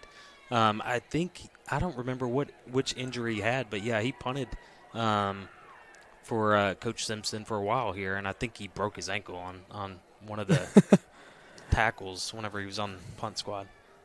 1st and 10 from the 11-yard line. Hand off to Barnes. Barnes sidesteps a man, falls forward to just shy up to 25. They're going to spot him down at the 23. It'll be good enough for a Winstead Real Estate and Land Company first down. As Asa Barnes has run with a extra gear tonight. Oh, yeah. Running with purpose is what we like to say, and he has been doing that. I think Joy just got away with running towards the line on the motion. Simpson's going to throw on the run. Floats it over to Damron, and it's caught at the 41. Stays in bounds, does Damron, and he's going to work his way across midfield. Damron's still on his feet. CD Damron broke tackles and broke ankles and goes the distance for a 77-yard touchdown. Simpson to Damron. First Response Security Services touchdown. Flag comes flying late. This one's going to be on Westmoreland. Touchdown should stand. Tightrope, man. That is a tightrope run. I can't believe it. I thought he was going to go out of bounds. I thought he was going to get forced. But he's able to walk the line, and that man made it all the way into the end zone.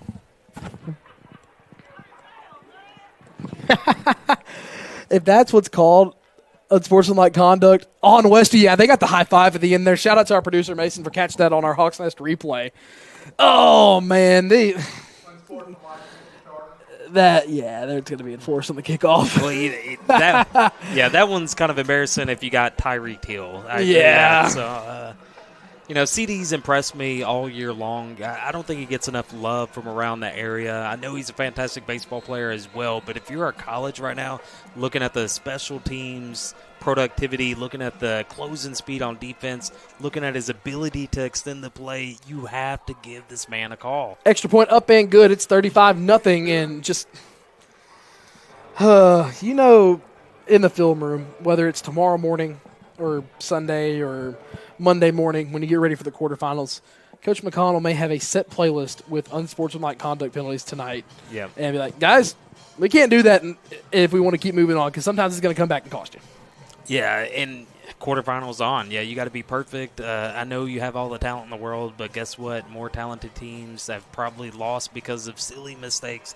So you need to ensure that you're doing everything in your ability to just have positive plays.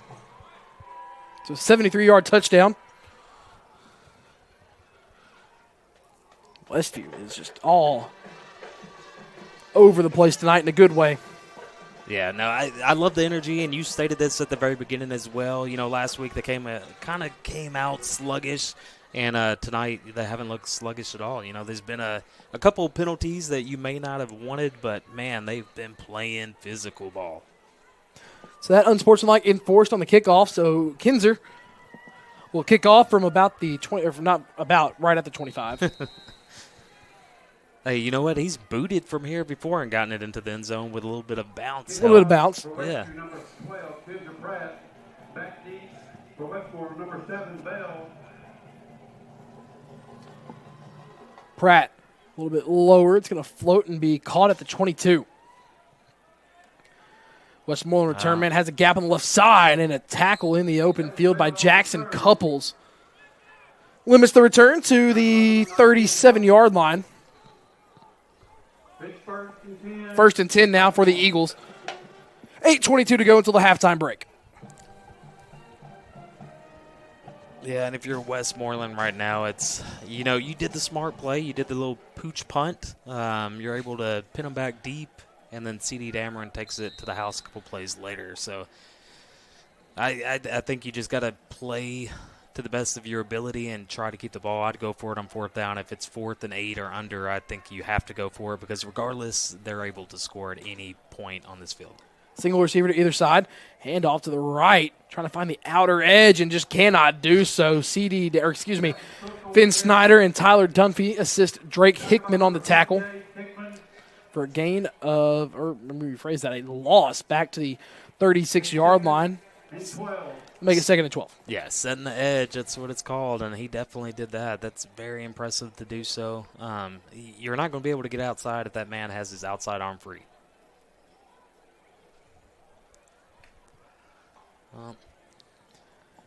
It looks like they're getting to the line of scrimmage a little bit faster than what they did earlier. Yeah, they've been a little bit more methodical early on in the game. 2 receivers to the left. 2nd and 12 on the right hash of the 36 for the Eagles. Be a handoff up the middle, lowering the shoulder. Finn Snyder in there on the tackle. Stop for no gain. No gain on the play. Carson Lifsey in there on the tackle as well. On the carry, Braxton Cook. Yeah, 3rd and 10. You're, you got to try to chunk this. Maybe try to get it in 2 plays, but I guarantee they throw the ball.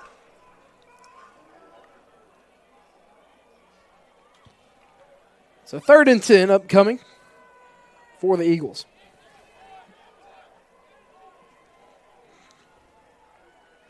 You go 5 wide. Hickman off the edge, over the middle, and is caught right before midfield, right at the down marker again. It's going to make it 4th and 1. Dude, don't know how. Yeah, that's Jordan Bell snuck that, and how Jordan Bell snuck underneath, and how Xander Hodge somehow got that sidearm under the arm of Drake Hickman.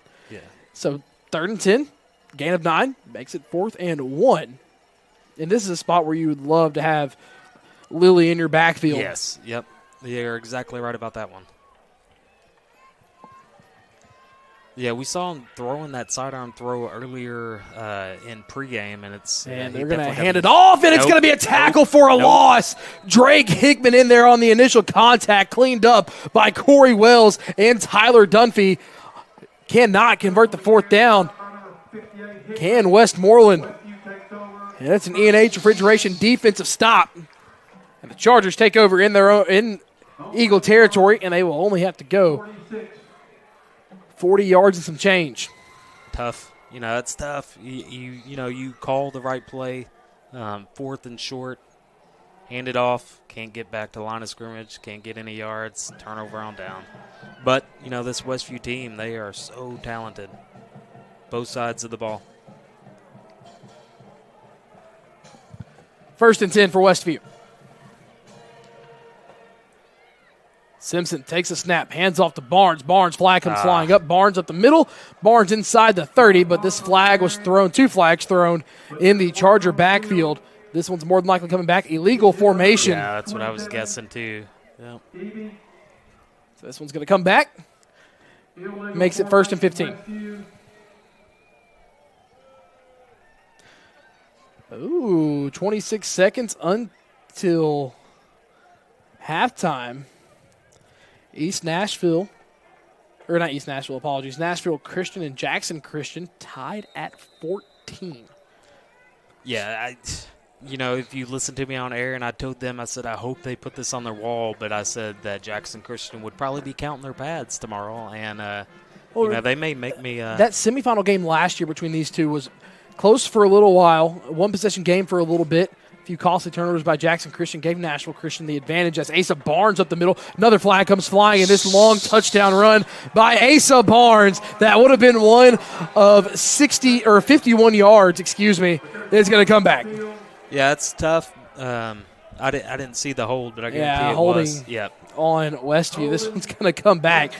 So a 51-yard touchdown wiped off the board. And it's going to make 1st and 15, 1st and 25. Chargers cannot get out of their own way sometimes. Yeah, that run reminded me of Le'Veon Bell. I don't know if you remember Le'Veon, but the little stop and then go, that's exactly what he did. He was able to stop behind that line of scrimmage and take off. No one could catch him, but I guess someone was called for the hold. So where did they call the hold? They called the hold a little bit further up, so it's spotted on the 44. So it's really 1st and 20. Yeah, it's closer to 1st and 20. They called the hold a little bit further upfield.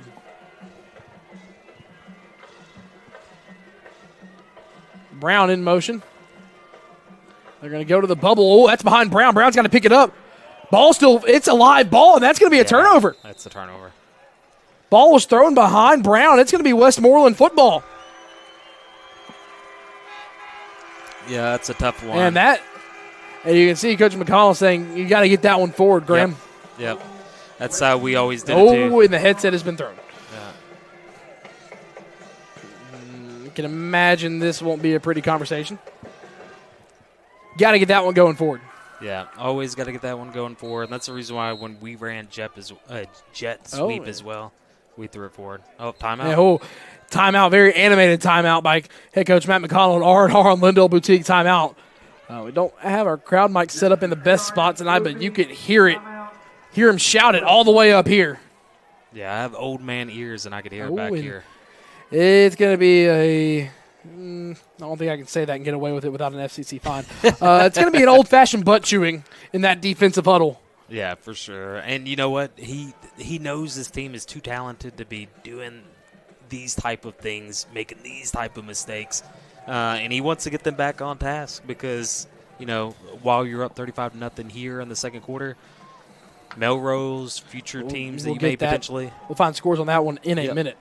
Real quick before we get this next drive started for Westmoreland, we're going to pause for a legal ID. WTJF AM Jackson, WTJF FM Dyer, W231BU East Union, Sports Radio 94 FM, 1390 AM. Covington up 35-0. Yeah, let's see that one. Here's the second quarter score. As of 8 minutes ago, Melrose leads Maplewood 8-0. That one's a little bit closer. Yeah, a lot closer than what I expected. It's going to be a sweep, little reverse. Oh, some reverse flea flicker action as Hodge did not have a receiver up and running, and Hodge is going to go down for a loss. I don't know if that was trying to get a pass out or what. I didn't see anyone going downfield as a receiver, but yeah, it definitely looked like a play that you would have someone streaking downfield. I don't know if the receiver didn't get the memo or not, but yeah, interesting play. East Nashville leads fairly 13-6. Melrose, as we just mentioned, up on Maplewood 8-0. South Gibson leading 28-0 at half. Upperman and Alcoa in the 4A ranks on the east side, 21-all. South Gibson had a pitcher signed today with Tennessee. They did. Allen, I can't think of his first name. Cade Allen. Yeah, Cade. Yeah, congratulations. Oh, 3 seconds on the play clock. Westmoreland's got to get the snap off, and they do. It'll be a handoff up the middle, lowering the shoulder past the 35, up to the 34 for a positive carry for the Eagles on that carry. Braxton Cook on the tackle, Tyler Dunphy. So third down, and call it 6.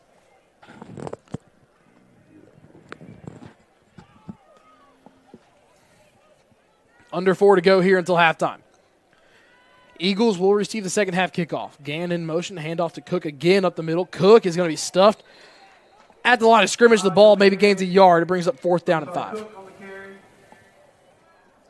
Yeah, they're not getting anywhere. Their bread and butter's been running in between the tackles, but they're not running in between the tackles tonight. Westview's done a good job defending that. I guess the only open plays they've had success with was that wheel route. They went 1 for 2, but it was open both times. You could see that wheel route right here or some sort of sweep to the outside as well. 4th and 5. Chargers trying to get another defensive stop.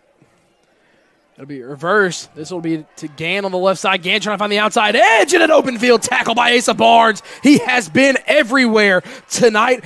Has run the ball really well. Has a few big hits on the defensive side of the ball from the safety position. And that one, a tackle for a loss on 4th and 5 for an E&H Refrigeration defensive stop. Number 5 making his case for our player of the game in the postgame. Yeah, I don't love that play. I know I said the jet sweep, but running the jet behind the quarterback to me is just you're doing too much. That's just my opinion as a coach. Former coach. I guess always a coach. First down and 10 for Westview. Their last drive ended in a fumble. 2 receivers either side. Simpson goes to the hitch route to Joy. Joy's had several catches tonight. Spins out of a tackle, then pushed out of bounds for a gain of 10 right at that down marker to gain. They going to move the sticks? No, it looks like it's going to be. Yes, they do move it. Fresh set of downs. Winston Real Estate and Land Company first down. Big throw. Big throw, and it's going to be Dantes Joy has had 2 open drops downfield tonight. And Joy knows he has just not been able to look these deep balls in. That's Simpson's favorite deep target. And in the last 2 weeks, 3 drops downfield. Second down and 10 with 2:40 to go here in the first half.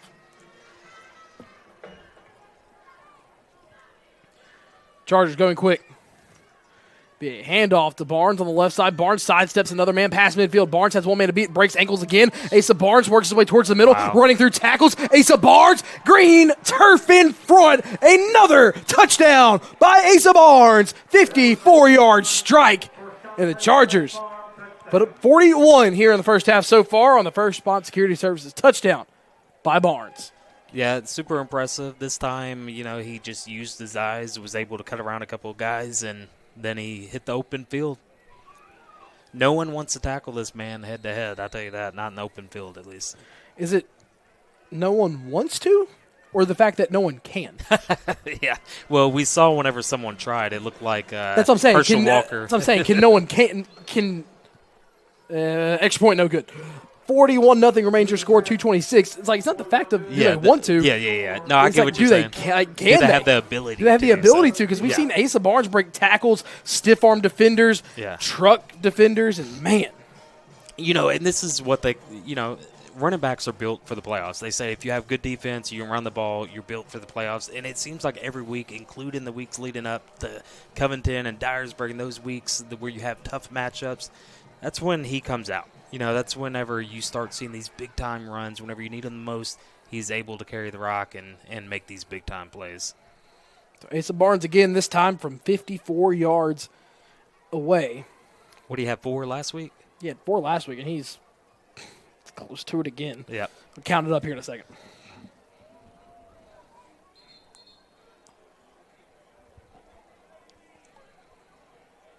Kicking off for Westview, number 12, Pratt. Back deep, number 6, Gain, number 7, Bell. Yeah, 2:26 left until halftime. It'll be interesting to kind of see what you go ahead, sorry. No, it just from this standpoint, this is your potential last game of the year. I would assume last game of the year. You got to call some plays and stop trying to run the ball at the middle, I think. And I know that last week they threw 3 interceptions against Camden in the first half, first 3 quarters. This kick's going to be caught at the 19-yard line. Looks like Gann on the return. Gann lowers the shoulder. Another big hit by Westview.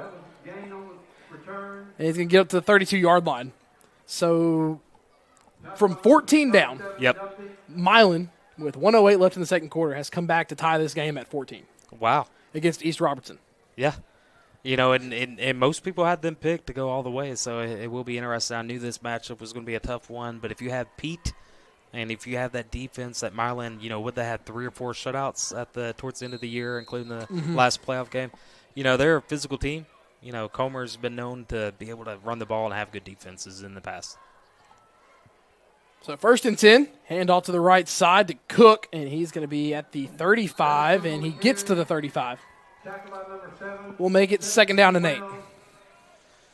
Yeah, you get a couple there, but again, you're down 41. You got 2 minutes left. I know you're probably just trying to run the clock out, but no matter what you do, you're not going to be able to stop this Westview offense. So Asa Barnes has 3 touchdowns tonight, and not just that. Simpson has 3 touchdown passes tonight. Has one to Dantes, has one to Miles, has one to CD, has one to all 3 of his receivers. Yep. You look at this Westview team, and there's just not a weakness in that skill position. And off to the right side on the jet sweep, a good run. And as you just mentioned, out of bounds before midfield for the Eagles. I believe that was long on the carry. Or is Jordan Bell, apologies. Out of bounds for number 22, Crane. Hit the first down, Westmoreland.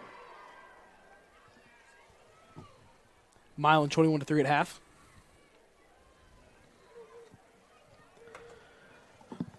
First and 10 for the Eagles at their own 45. Reminder, they will get the ball to start the third quarter.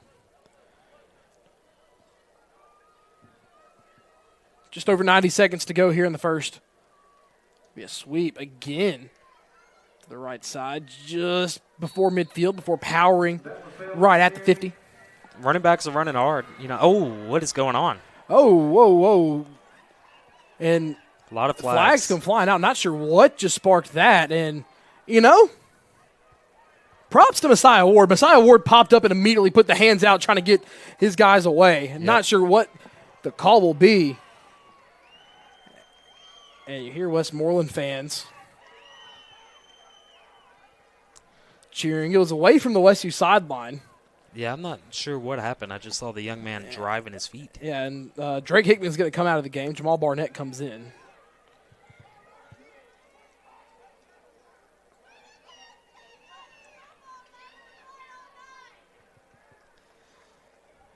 And we're about to get the official ruling here. A little scrum that happened on near Westmoreland's. Personal foul on Westmoreland after the play. Personal foul on Westview. Those will offset. They have offsetting penalties. Personal foul, Westmoreland. And, you know, like we said, it was away just after the play. Usually after the play, you know, one of us is looking down trying to get score updates here in the playoffs. It's 41-0. Tensions are high for on one side. I mean, it's potential last game of the year. And, you know, I will say, I saw Messiah Ward. As soon as I saw Messiah Ward pop up, I say he you know, you usually don't see that from a sophomore. He popped up immediately, tried to take some of his guys out. Love it. And Messiah being a leader on that far side. Messiah, who has been targeted by some teams this year, whistles, not flags. Whistles before the snap on 2nd and 5. You have the stats in front of you. I think he has 3 interceptions. He does. Right? Yeah. He has 3. He's been targeted a lot. Yep. But he's done a good job. You know, there's been a couple times. What? Offsides on Westview, and that's going to be close to a first down. I believe that will move the sticks. Yeah, there was times where they targeted him a lot, and he was burnt a few times, but the passes were incomplete, and he was able to correct it and have big nights. Yeah, no, he's grown up right in front of us, I believe, this year. And not just on the field, but like he's learning the intricate details of the game as well. Not only grown as a player, he's also grown in a lot of maturity as well. Like I said, we just harped on the fact that he got up and immediately was like, hey, guys, get away from the pile, get away from the situation.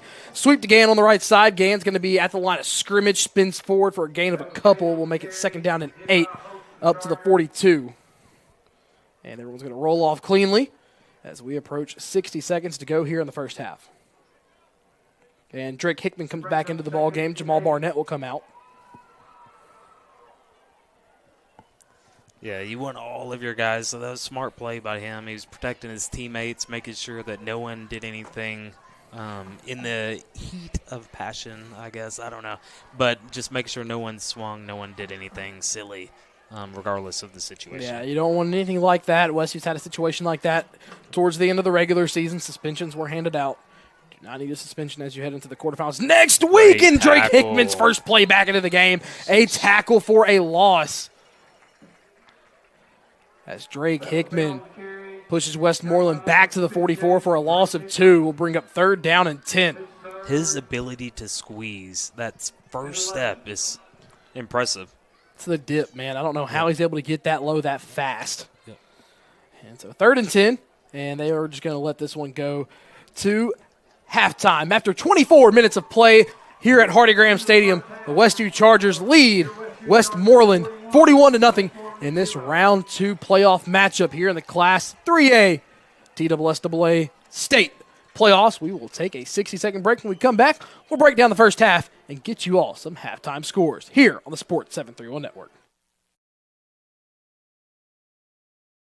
Extreme Customs Midtown Motors, located at 903 South 1st Street in Union City, Tennessee, offers a wide range of tires, wheels, leveling kits, lift kits, and accessories. Call 731-885-7373 or visit their website at midtownmotors-tn.com for new inventory. Dustin or Brian can help you find your next ride. Financing is available with approved credit. Extreme Customs Midtown Motors, the best prices around. Celebrating 45 years in business, E&H Refrigeration is your trained comfort specialist. We are Northwest Tennessee's heating and cooling experts with locations in Martin and Paris. If you're in need of a new Trane HVAC system, we have you covered. Give E&H Refrigeration a call today in Martin at 731-587-9675 or in Paris at 731-407-9121. Let us bring you comfort you deserve with the quality you count on. E&H Refrigeration, your Trane dealer.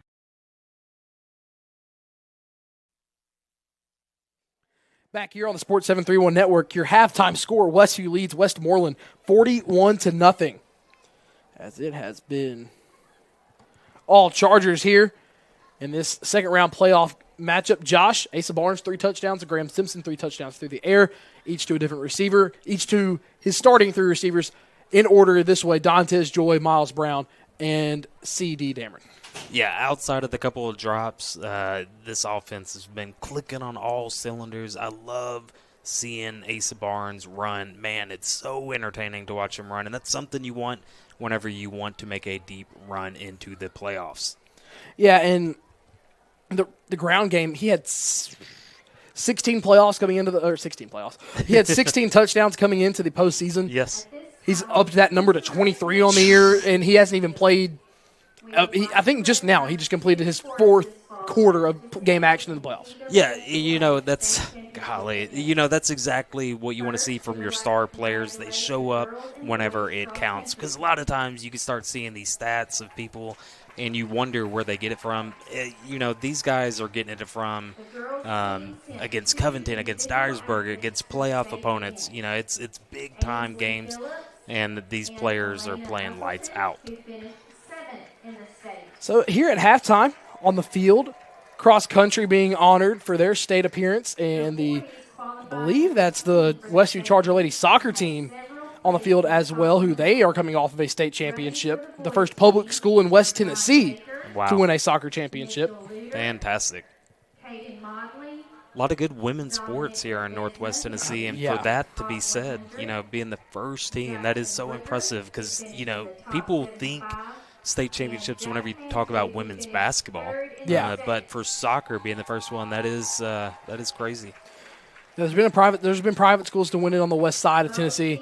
They were the first public school. Yeah, for sure. To win it here in the state of Tennessee on the west side. Now we would like to congratulate. Cross country had a great year, especially with Elena Usselton, Jack Mantooth, Dominic Ledesma. Yeah, Jackson Mantooth. Woodrow. Yeah. Mantooth's committed to Tennessee Tech to continue running in track and field and cross country. Yeah, super impressive. There's a lot of talent here at this school right now. It's not just the football team. For a public high school team from West Tennessee. And just announced over the PA, we're going to try to get you some scores here before we take our first 3-minute break. This year's soccer players As a lot of great games. A lot of great games. Real quick, the one of interest that everyone wants to know from down in Memphis. Candy Carlson. Halftime. Melrose leads Maplewood 8-2. What? Safety. A safety. Yeah. You would have thought that game would have been a little bit more. Yeah. Interesting. A little bit more interesting down there, but or a little bit more in favor of Melrose by far. Yeah. But yeah, so that's your look down there. And when we come back on the other side of this 3-minute break, we're going to get you scores from more local here in West Tennessee, as a lot of good high school football playoff games happening here in the 7-3-1 and involving 7-3-1 teams in general. We're going to take a break from the Winstead Real Estate and Land Company broadcast booth on the Sports 731 Network. Ready to kickstart a career that'll take you places? Roadrunner Driving School is here to help you earn your CDL and hit the road in the right direction. Located at 106 Industries Park Drive in Sharon, Tennessee, Roadrunner Driving School offers an in-depth hands-on training curriculum that prepares you for an exciting career in the trucking industry. Learn how to drive a Class A commercial vehicle today. Call us at 731-456-2008 to earn your CDL in just 3 weeks. Let Roadrunner Driving School put you in the driver's seat. Need reliable auto body repair? Turn to Precision Auto Body, your trusted family-owned shop with locations in Martin, Milan, and Dyersburg. Whether it's a small fender bender or a major collision repair, their expert team has you covered with quality work and fast service. Precision Auto Body takes pride in serving the community, and they're proud supporters of Westview Chargers athletics. So when your vehicle needs attention, trust the name that puts precision in every repair. Precision Auto Body. C.R. Wilson Lumber and Supply has just what you need for your next home upgrade or big project. From durable Trex composite decking to sleek Marvin windows to semi-custom cabinets that fit your style and budget. C.R. Wilson Lumber and Supply has Traeger grills for your weekend barbecues, Milwaukee tools for the job site, Valspar paint to refresh any space, plus culverts, lumber, hardware, and so much more. C.R. Wilson Lumber and Supply. Call 731-341-4408 or stop by 8487 Highway 22 in Dresden. Your business is unique, so protecting it should be tailor-made. Unlike those one-size-fits-all nationwide security companies, First Response Security Services offers custom solutions tailored to your organization's needs. We even work around any stipulation you have. First Response actually sends real people to support you. You're not just a number in a database. You get the personal touch and real local support whenever you need it. Serving Northwest Tennessee for 15 years. Call us today.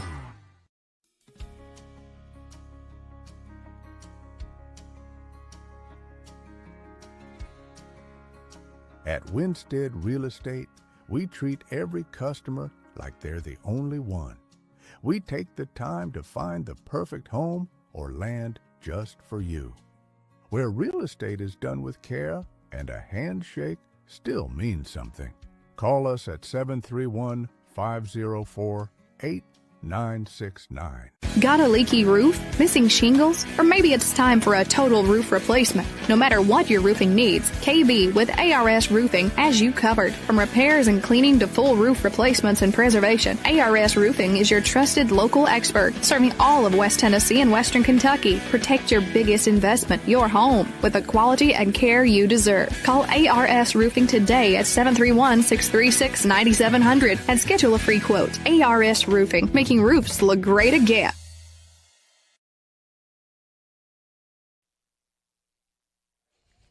Back here on the Sports 731 Network here in the Winstead Real Estate and Land Company broadcast booth. Oh, man, it's all Westview in this one, 41-0. Before we get you some scores from around the area, we're going to give you the score breakdown here that has been all Westview tonight. With 11:40 to go in the first quarter, Simpson hit Joy for a 73-yard touchdown. Then with 9:09 left in the first quarter, he hit Miles Brown for a 44-yard touchdown. Then Asa Barnes took it 72 yards to the house on a touchdown run to make it 21-0 with 4:50 left in the first quarter. And then with 1:41 left in the first quarter, Asa Barnes ran over a defender, then stiff-armed another one for a 27-yard touchdown to make it 28-0. And then in the second quarter with 8:31 to go, C.D. Damron somehow breaks about 5 tackles, tight ropes on the far sideline for a 73-yard touchdown of his own, makes it 35-0, and then 41-0 here, how we got here, 2:26 to go in the second quarter. It was Asa Barnes again, this time from 54 yards out. Asa Barnes, through 6 quarters of play here in the playoffs, 7 rushing touchdowns. Oh, gosh. And they've been dominant runs, too. They're not light runs. It's like last week, he only had 10 carries for 51 yards, had 4 touchdowns. Yeah. This week, I'm going to go back. Has a 27-yard touchdown run, a 70-plus yard touchdown run, and then a 54-yard touchdown run. Yeah, no, very, very impressive. It's number one, we know he's athletic. You know, he has 20-plus catches on the year. You know, he's super fast.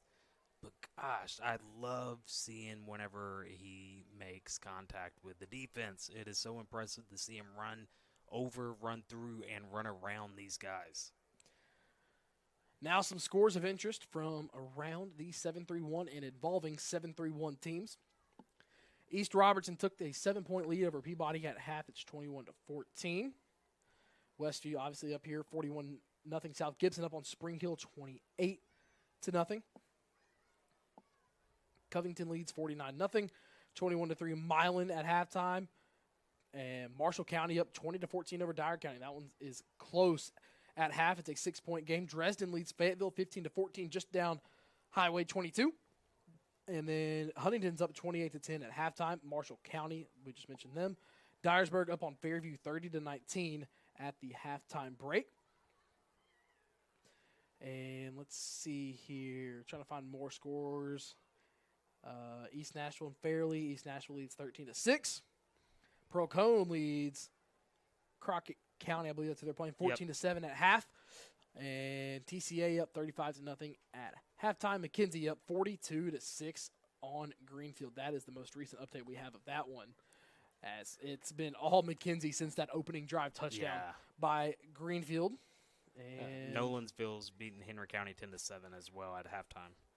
And score of interest at the 6A level down in Memphis. Collierville over Antioch, 10-6.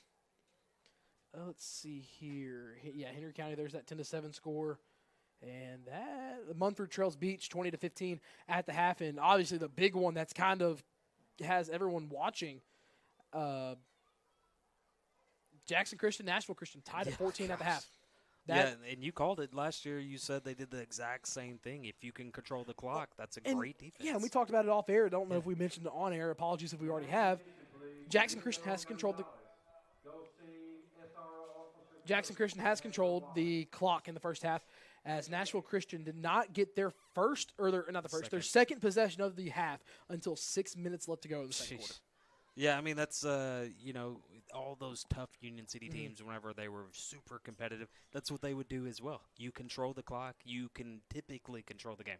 Now, the difference is they obviously have the number 1 quarterback in Tennessee, the number 5 quarterback in the nation. And so, therefore, at any moment, when is he going to show up? Not to mention, Nashville Christian also has a really good running back. Yeah, they do. And also, too, you look at it in Nashville Christian's closest game of the year against 3A Tyner Academy, I believe who is, who Westview very well could meet in Chattanooga if both teams make it that far. The East has a lot of competition between Giles, Tyner, Gatlinburg, Pitt. There's one more I'm missing, Unicoi. Yep.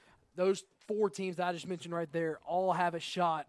I didn't even mention Meigs or Sequatchie. Yeah. I thought Sequatchie lost last week. But no, either way, still like any of those teams right there, it's just East is going to be competitive. The West is still going to be competitive. The other score of interest winner of this game, which right now looks to be Westview coasting to that quarterfinal matchup next week, and Melrose. Who knows? Yeah. Melrose right now only leads 8-2 over Maplewood at half, and what has been just a sluggish of a game from what we've seen. But man, that's just kind of been the hype matchup since the restructured brackets came out in the quarterfinals. Everyone's looked at it. You could potentially get a Westview Melrose for quarterfinals to see who goes to the semifinals, and then how things look. Right now, the way things stand, we're looking at a quarterfinal between Dyersburg and Covington. Yes. On the other side of this West bracket. Yeah, and I think for those of us who have been watching a lot of 3A ball, we thought that could happen. Dyersburg's a very physical team, and I think it will be a good matchup between the two. Covington, obviously, very talented as well, put up a bunch of points, but that one could be a toss-up in my mind, in a rematch game. So I think it'd be interesting to see. We don't know if Melrose is going to win, but a lot of folks online thought that it would be a Melrose Westview.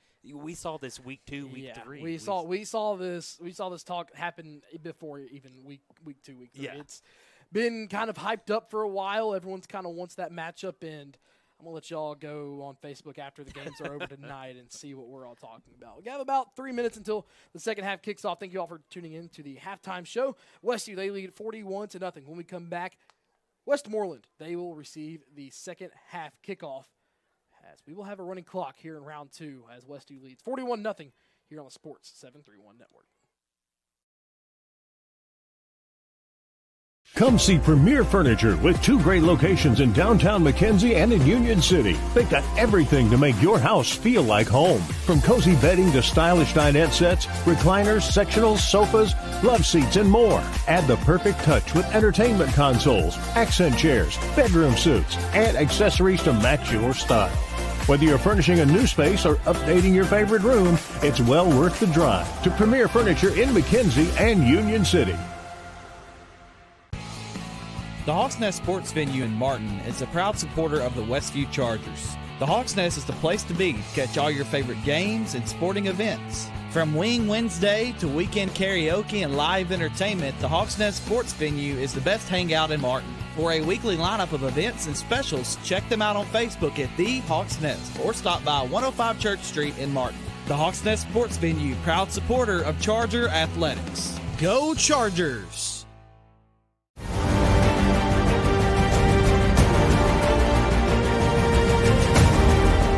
In the world of sports, precision and excellence define champions. Dynamics Physical Therapy is dedicated to enhancing athletic performance and preventing injuries by serving schools and their athletes. Elevate your game with Dynamics. Visit dynamics.life to learn more. The best teams aren't born. They're forged in the heat of practice and knowledge that if you get the little things right, the big things become second nature. Building a great team is hard, demanding work that takes single-minded dedication and sacrifice. And that's how we've built the cardiovascular team at West Tennessee Healthcare. the highest performing team in the state, and one of the top 6% in the nation. Skyhawk Rentals offers a versatile management style covering both residential and commercial properties, as well as offering combined sales and property management services. If you're an owner looking to address your real estate and property management needs, we're it. If you're a tenant in need of an affordable space to live and work, we'll help you find your nest. As the largest property management company in the area, we'll work hard to meet your needs and provide superior customer service. To find out more, call Skyhawk Rentals at 731-587-2937 or stop by 224 South Lindell Street today. Come visit Tux in Martin, Tennessee. Check out our showroom filled with different flooring options, cabinets, vanities, lighting fixtures, doors, and more. We'll save you money with prices up to 30% less than what you'd find at the big box stores. Plus, our expert design team is always available to assist with a free design consultation. That's only at Tux in Martin, Tennessee.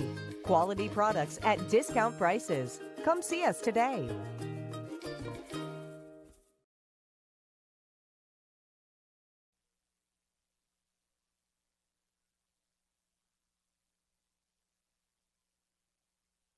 And back here in the Winstead Real Estate and Land Company broadcast. But before we get going any further, let's thank all of our sponsors.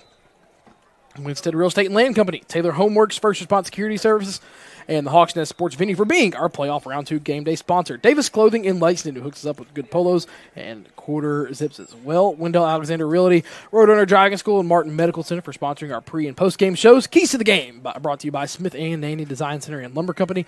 Winstead Real Estate and Land Company, our first down sponsor. C.R. Wilson Lumber and Supply, who is our in-game red zone sponsor. We haven't even called their names tonight because Westview has scored everything from from 30 yards or more. R&R on Lindo Boutique, our timeout sponsor. First Response Security Services, our touchdown sponsor. The Hawks Nest Sports Venue, our replay sponsor. E&H Refrigeration, our defensive stop sponsor.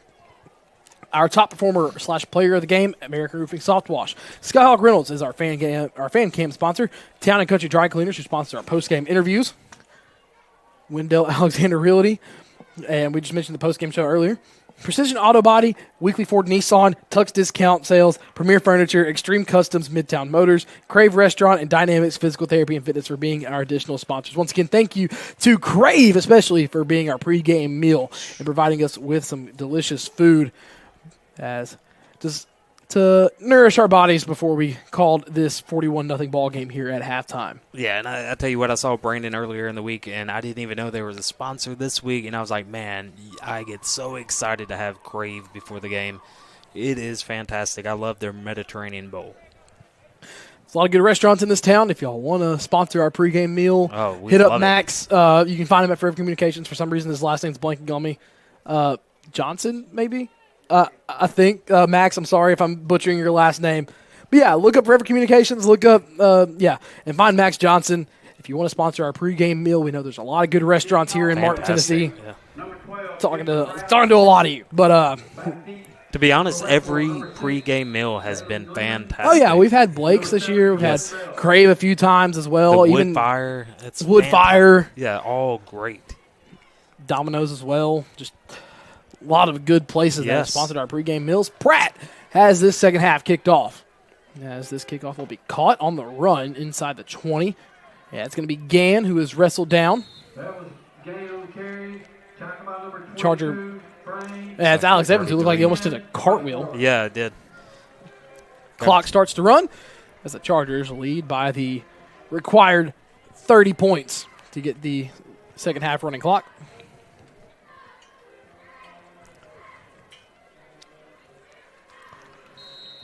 A lot of good football happening if you want to keep tabs on another game, especially the one happening in Nashville between Jackson Christian and Nashville Christian that was tied at 14.5. It's also on our Sports 731 network. It's going to be a pass by Hodge over the middle, and, picked off by Damron at the 47-yard line. Damron, he is going to have one man to beat, and does. C.D. Damron takes it to the house. No, they're going to say he stepped out at the 10. Damron almost had himself a 54-yard pick six. But for Damron, it's going to be his second interception of the year. And did a tightrope act earlier. It's a little bit too far on that one to the sideline. And, man, oh, man. So impressive. Yeah, his ability to close has been so impressive, and it would have been his third chance. One was called back. Yep. I'm dropping it. We traveled to McNary. Oh, he had a punt return called back. Oh, yeah, it was punt return. Yep. So some twos starting to come in here as Corey Wells in the backfield with Simpson.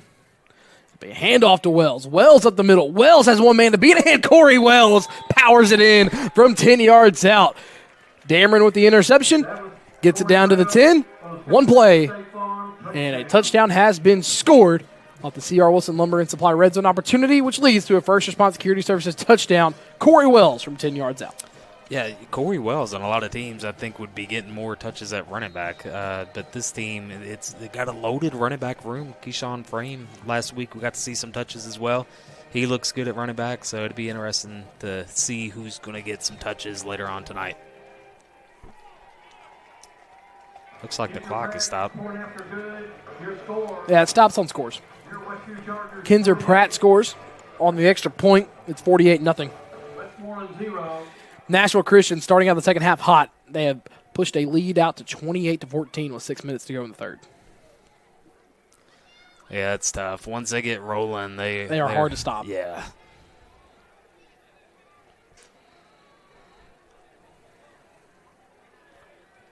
But, for a lot of teams, and Walker said this on our podcast the other day, they've traveled to Nashville the last 5, 6, 7 years, whatever it is, to play these teams. So they are very familiar with going to Nashville. So played a good first half. You play 4 quarters, we'll see what happens, but it's tough. There's so much talent on the team.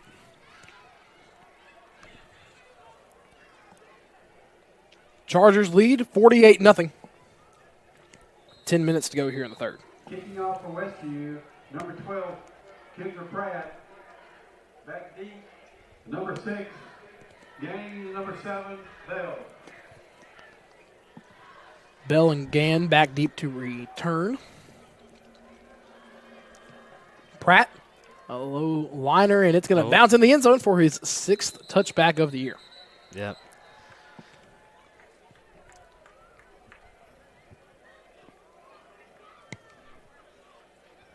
He's an impressive kicker, that's for sure. He's been able to 6 touchbacks, as you just mentioned, but he's been able to get it within the 20-yard line every single week. So it's that's something that you want. You want to make sure that you keep them around that 20. There's a statistic that we used to speak. If you can keep them within the 35-yard line, it's like 3 times as hard for them to score. So it is interesting to to have that part of your game, having a good kicker and pinning them back deep. Milan now up on Mount Pleasant, 28-3. We have flags before the play, as Gann had the carry, and we have some late substitutions on defense. Timeout by Westview and Ardar and Lindell Boutique timeout, as Westview trying to get some guys out there. Yeah. And you're going to start seeing a little bit more of this coming out as starting to have substitutions coming. We're going to take a quick 30-second break here on the Sports 731 Network.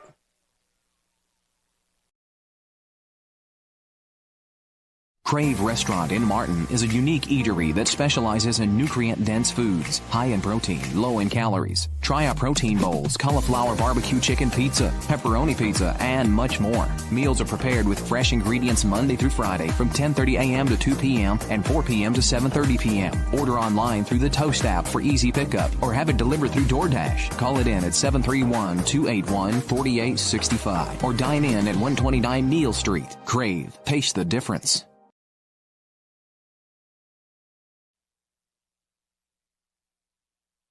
He's a great guy. Back here on the Sports 731 Network. After the timeout, it'll be a handoff to Gann on the right side. Gann then tackled as he passes the 25-yard line up to the 26.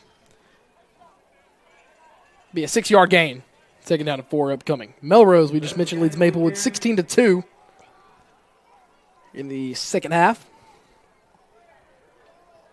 Be interesting to see what happened in that first half for it to be the 8-2 score. That's not something I don't think any of us up here expected, at least.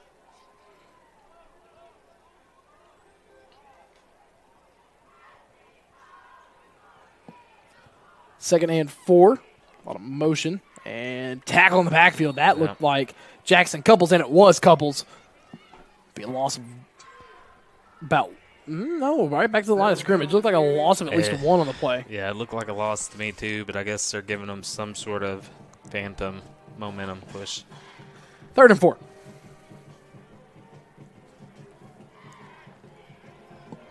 Westview has been almost perfect on offense tonight. They have scored on 7 of their 8 offensive possessions. The one they didn't was a backwards lateral that was deemed a fumble. Something they'll clean up. It's one of those things. It was probably supposed to be forward. He just threw it a little bit too early. Sweep to the right. No, reverse misdirection underneath. Good design as Gann now has a gap being chased down by Walker and tackled by Walker, and that looks to be Nathan Cole. That was Cole on the tackle for Westview. Haven't seen that play in 20 years. We had to defend that type of play, that little underbelly play where they jet sweep into a misdirection. Golly, I can't. Like, if you can run it good as an offense, it's a fantastic play. But if you're a defender, you shake your head at it. You hate it. Best play of the night on offense by Westmoreland. Westview getting their number 1s out of the game early. And when you can do that in the playoffs, it's a huge advantage. Corey Wells still in there. He is a part of the tackle as Cook gets it to the 40-yard line. A gain of 3 makes it 2nd and 7. Yeah, you're exactly right, though. Anytime you can have a running clock in the playoffs, it doesn't matter who your opponent is. This is playoff football. These are the best people that are left in the state of Tennessee, and you get a running clock, you got a pretty darn good team.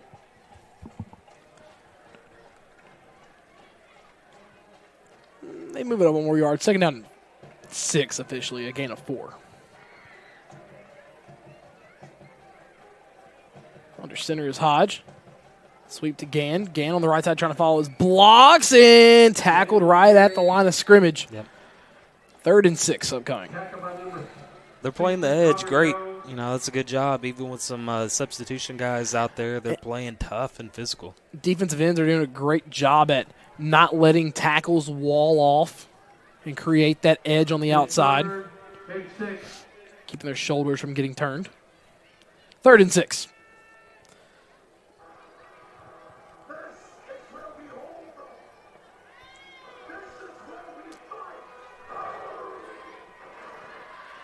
Third and 6. Here comes the shuffle again. Man in motion. Gann. It'll be a sweep to Gann. Gann on the right side. Catches the edge. Lowers the shoulder for a first down.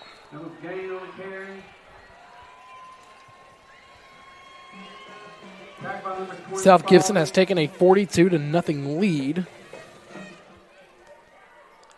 What a great, what were they, 1-3 at the beginning of the year? Yeah, they had a rough start to the year. Had some close games early in the year, but still, I believe like 1-2, maybe 2-3 at one point. But yeah, they have turned it on. They won the region. Yep. Yeah, one of the games was against Milan. It was real close, 4-point game probably. Yeah. Another misdirection underneath to Gann again. And Gann falls forward to the 25-yard line. A gain of 6 makes it 2nd down and 4. So the first 2 times we've seen that play has come here in the second half, and it's been probably the best run play that the Eagles have had all night. 4:15 to go here in the third.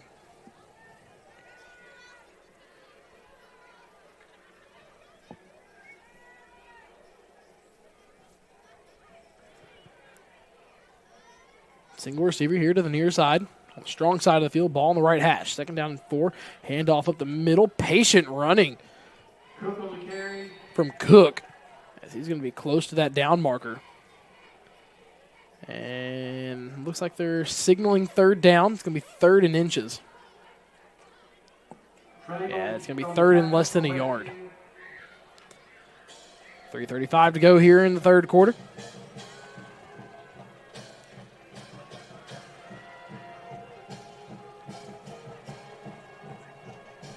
Third down in the third quarter, 3rd and inches, handoff up the middle by Cook. Cook has enough for the first. That was Cook on the carry. looked up the term. It's called belly option whenever they do it that way. I couldn't necessarily remember what it was, but we used to call it belly, but belly option, so he can give it or keep it. Each time they've run it, looks like it's been a designed handoff again, though. Yeah. I mean, whenever I was at Henry County, we used to run, read options, but we'd put Q, like it wasn't a true read. You know what I mean? We would have it designated before the play, but it looked like a read option. So it could be the same way there. The first time the Eagles have been in the red zone all night.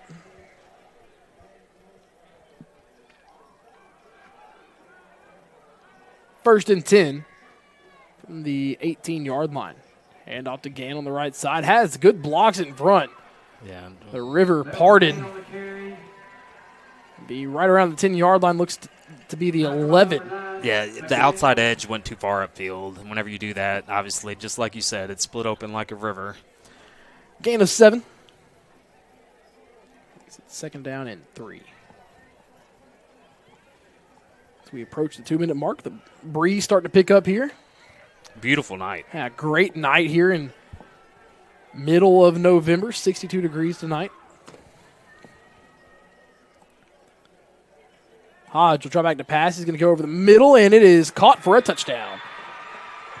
Passing touchdown.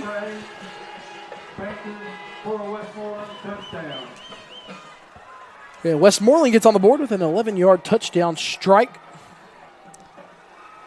Yeah, good throw and catch, a little slant inside. And that was Thomas Francis on the catch.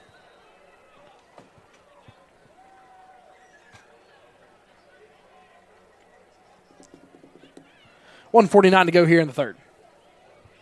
So the first time Westmoreland gets to the red zone, they convert. Snap the hold. The extra point is up, and it is good. 48-7. Your score here in the third quarter.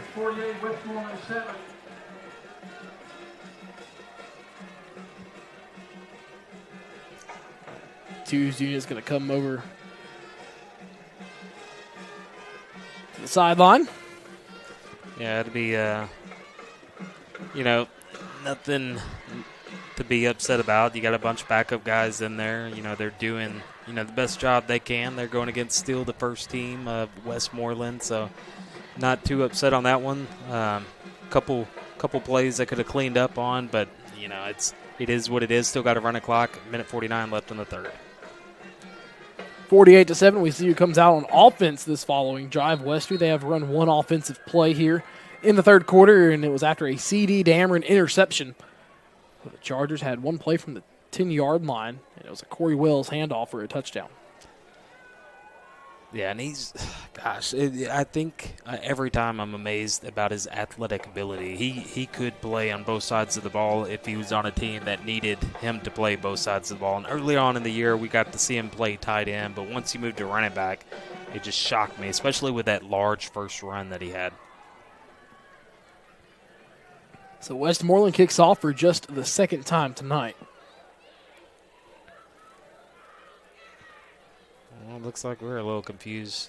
Westview only has 10 on the field. Yeah. 1, 2, 3, 4, 5, 6, 7, 8, 9, 10. Yeah, there's only 10 on the field for the Chargers. Well, and here comes the late edition. 11th. Yeah. It's going to be an onside kick and recovered by Westview. It's going to be Keyshawn Frame who picked it up, and it's going to get past midfield before being pushed near the sideline. Helmet comes off of Frame. As Frame picked it up and got brought down by a large group of Eagles. Simpson's still out there. Reminder, Colin Haskins is still out with a foot injury, so no true backup quarterback on this roster for Westview outside of Haskins. Any update on his foot? He's out of the cast. He's in a boot now. He's walking with the boot. It's off crutches, so that's a good sign. They're just taking it kind of week by week. For sure. He was tossing before the game on the sideline. Yeah, I thought I saw him down there throwing with a QB coach, but I wasn't 100% for sure if that was him or not. Brown in motion from left to right. And Simpson's going to break a tackle. He's going to go deep for joy. Can he catch this one on the third try? Watches it all the way in. Flag comes flying before they get into the end zone. It's going to be right at the line of scrimmage, and Are they going to get an eligible man downfield? I think they are. Yeah. Simpson. Ooh, no. Oh, no. That may not be an actual injury. I think Simpson may have gotten hit below the belt. That's what you get for wearing a Tennessee flag or Tennessee towel when you've been wearing the Alabama towel. Hey, I told him I would get him once this game. You broke the tradition, and just what happened. Simpson's going to come out of the game. He was not happy about coming out of the game. No, I love the fire. I truly do. I love the fire. I understand if you're the head coach, you want to make sure that you protect your players. But, gosh, he does not want to be pulled out at all. He doesn't care if it's 148. And that'll be the end of the third quarter. We have 12 minutes to go before Westview advances to the quarterfinals, 48-7 here on the Sports 731 Network as we step aside for 60. Hey ladies, are you ready to shine?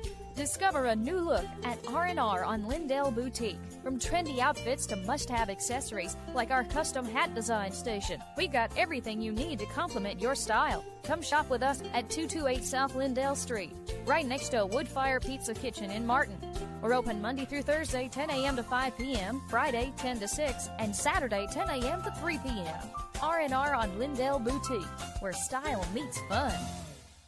West Tennessee Metals in Dyersburg is the go-to spot for top-notch metal roofing products and services. Located at 1314 East Court Street with a massive showroom. We build kits for pole barns, patio packages, and lean-tos. We offer painted 40-year metal and galvalume. Delivered free with orders over $1,000 within 60 miles of Dyersburg. All of our orders are carefully cut and packaged to ensure a premium finish for your project. Give David a call today at 731-676-9965 or call Nathan at 423-394-7073. Weather the storm with West Tennessee Metals. And welcome back into the Winstead Real Estate and Land Company broadcast booth. Chargers lead 48-7. Simpson's back in. Yeah, you knew if he had his way, he'd be back in. He is the ultimate competitor. And he wasn't going to stay out long. Yeah.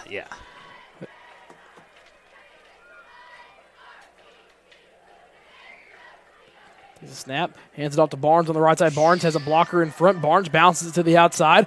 Barnes racing down the sideline, has a blocker way downfield. Joy giving a good block, and a flag comes out late. His hands are on the inside. Yeah, flag's going to come out late. This one's going to be called at the 3-yard line, back it up to the 13. Still going to be a first down. Just wipes off a 52-yard touchdown score. There's a marker on the field. That's a tough one to watch. Would have given him 4 tonight and would have given him 8 through the first 2 weeks of the playoffs. Yeah, that's a tough one to see. It looked like he had his hands on the inside. Obviously, I guess he did not. But regardless, Joy was down there doing his job, making sure he was blocking for his running back, and just, I guess his hand slipped. So they back it up to the 12. They officially call it on the 2.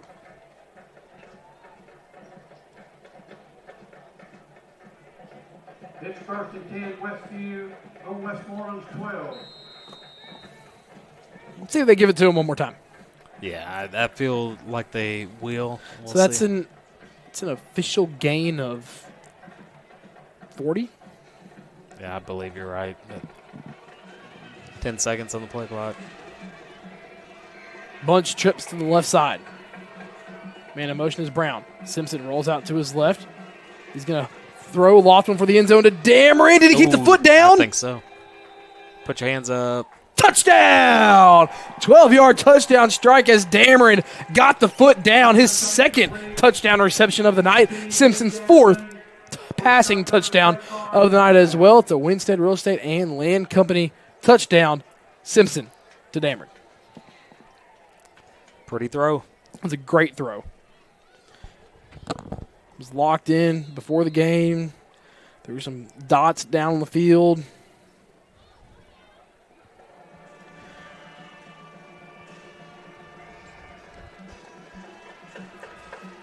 Extra point by Pratt, up and right down Broadway. 10:25 to go here in the ball game. Westview leads 55-7. We're going to step aside for a quick 30 here on the Sports 731 Network.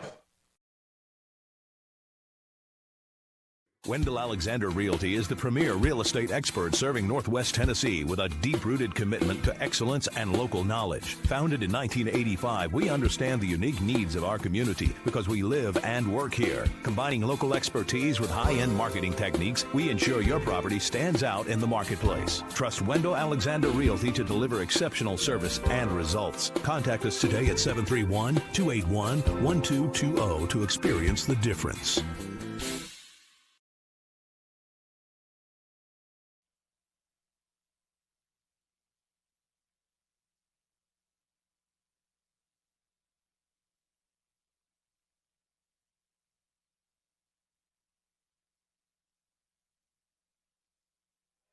And back here on the Sports 731 Network, the Chargers lead 55-7. Westview through the first 2 rounds so far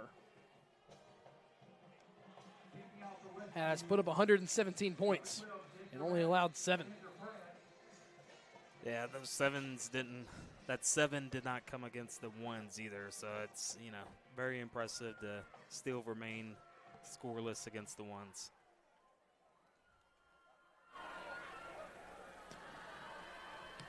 Pratt low liner. He's going to take a bounce. This will be his. Oof. I believe his 7th touchback now. It's the second one tonight. Westmoreland takes over 1st and 10 on their own 20. Looks like some more new faces coming out here. Yeah, you're going to start to get deep into the bench.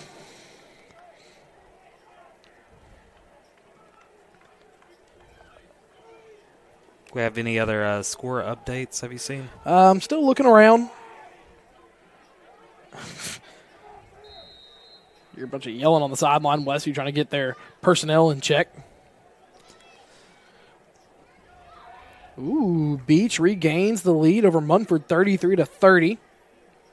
It's a good one going on. Middle College leads Eagleville 14-7 early in the 4th. Still 16-2. Melrose over Maplewood. And off to the left side to Gann. Gann just passed the 20, falls forward for a gain of 3. 2nd and 7. Time number 9, McDaniel.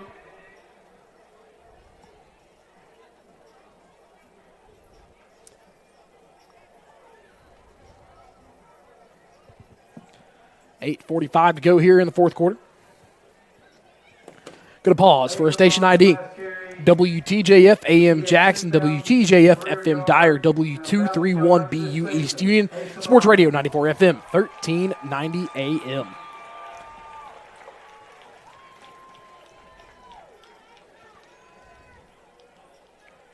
Second and 6 officially. They move it to the 24. It falls forward for a gain of 2. We'll bring up 3rd down and 4. Good job by some of these young guys. It's tough being pulled out there if you haven't been playing much all year. Some of these guys I have not seen at all, I feel like. It's valuable to get some time in the postseason as well when you can.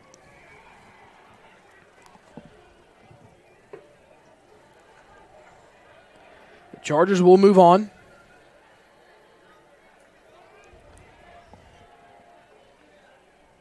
Third and 4. And off to the left side. Looks like Wood on the carry again. Falls forward. Or Bell, apologies. I don't know where I'm getting Wood from. He gets to the 33. It'll be enough for a first down. Bell's ran hard all night. He's looked good. He's had a couple of good kickoff returns as well.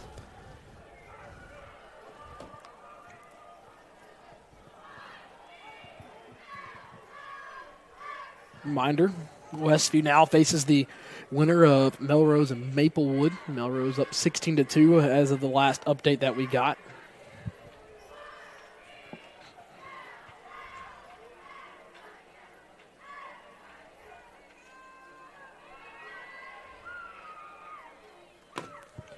First and 10. Bell, hand off again to the left side. He's running hard on these sweeps. No, he's a good little athlete. It's just tough, a little too late to be trying to make a comeback, but he's not showing any give up at all. No, it is. 2nd down and 1.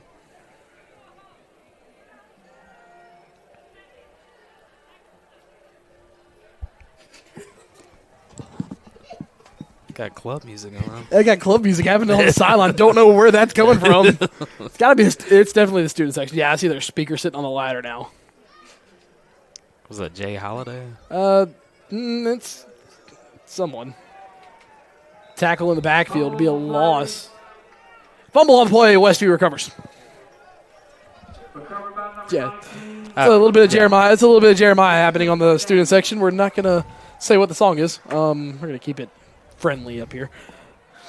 Although that song gets ultra friendly. 5:45 to go here in the fourth quarter. Oh man, you gotta have fun in these games somehow. Yeah, for sure. I'm sure it was someone's birthday, so happy birthday.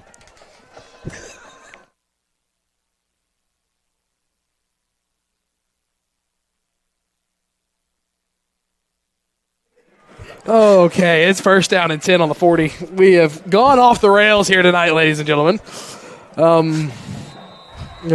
First and 10. Looks like Kason Spalding in at quarterback. Now we'll hand off to Keyshawn Frame. And Frame trying to find any wiggle room, and he's going to gain a yard. 2nd and 9 upcoming.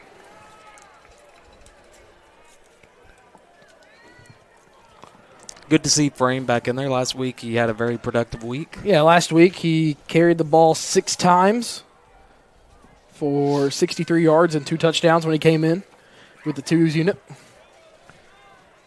2 receivers to the left, 1 to the right. 2nd down and 9 from the 39. Hand off to Frame again. Frame on the left side. Frame keeping the legs churning. He's going to gain a yard. Makes it 3rd down and 8.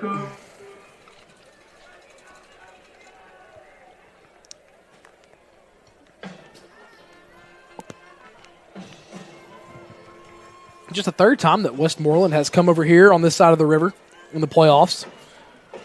The Eagles defeated Camden last week, which Camden was in Westmoreland. And you have to go all the way back to 1977 to find where Westmoreland lost to Lake County 7-5 in the Class A semifinals. What year was that again? 1977. Oh, 77. Almost 50 years ago. I was going to say 87, somewhere in that range. And Keyshawn Frame on the left side darts his way forward for a first down. Ball came out, and Westmoreland recovered. Shoot. And, yeah, they're going to say the ball is out. 4 was down, so another fumble. This was recovered by the Eagles.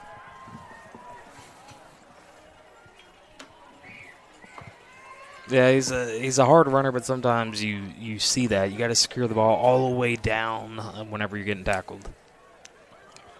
Going back to the Lake County thing, Coach Stegall used to be the head coach for Lake County, but I think it was the late 80s, early 90s, if I'm not mistaken. And we are approaching the 3-minute mark.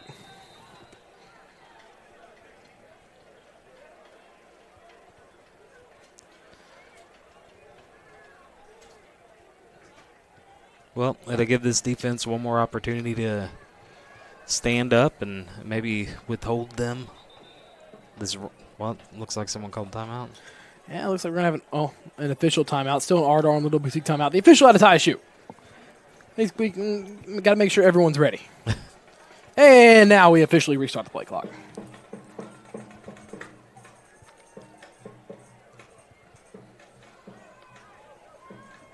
Here's the final score from McKenzie. It's Greenfield 6, McKenzie 56. So McKenzie beats Greenfield 56-6 as McKenzie moves on to the quarterfinals. Greenfield will go home, and another handoff to Bell on the left side. Nathan Cole makes the tackle right at the line of scrimmage. It's going to be a gain of maybe half a yard, makes it 2nd down and 9.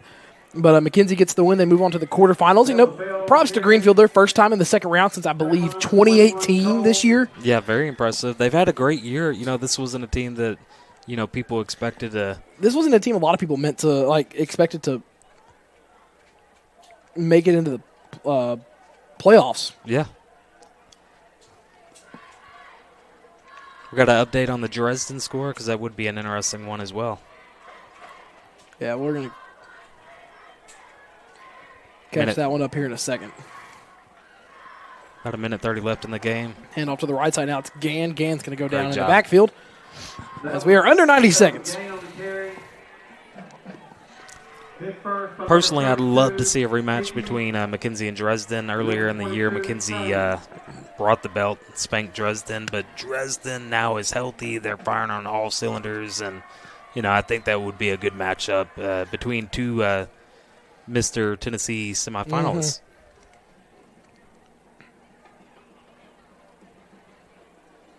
Less than a minute here. Yeah, less than a minute here. Maybe only one more play ran.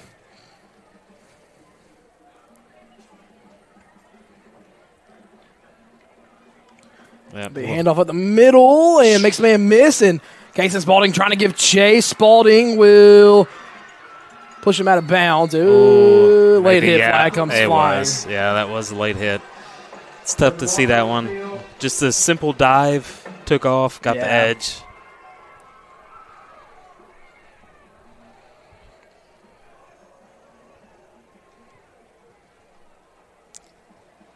Yeah, I mean, you may have called it with the clock running. It's, I don't know if they'll get another play in. 10 seconds.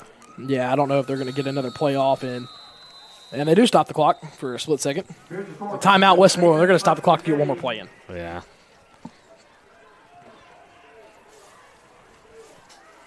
Still no other updates from Melrose tonight. 16-2 last we saw. Much closer than I think any of us expected. Ooh, Fayetteville leads Dresden 27-15. I hate that. Coach Cruz had them rolling, but you said Fayetteville they've been competitive with Dresden in the past.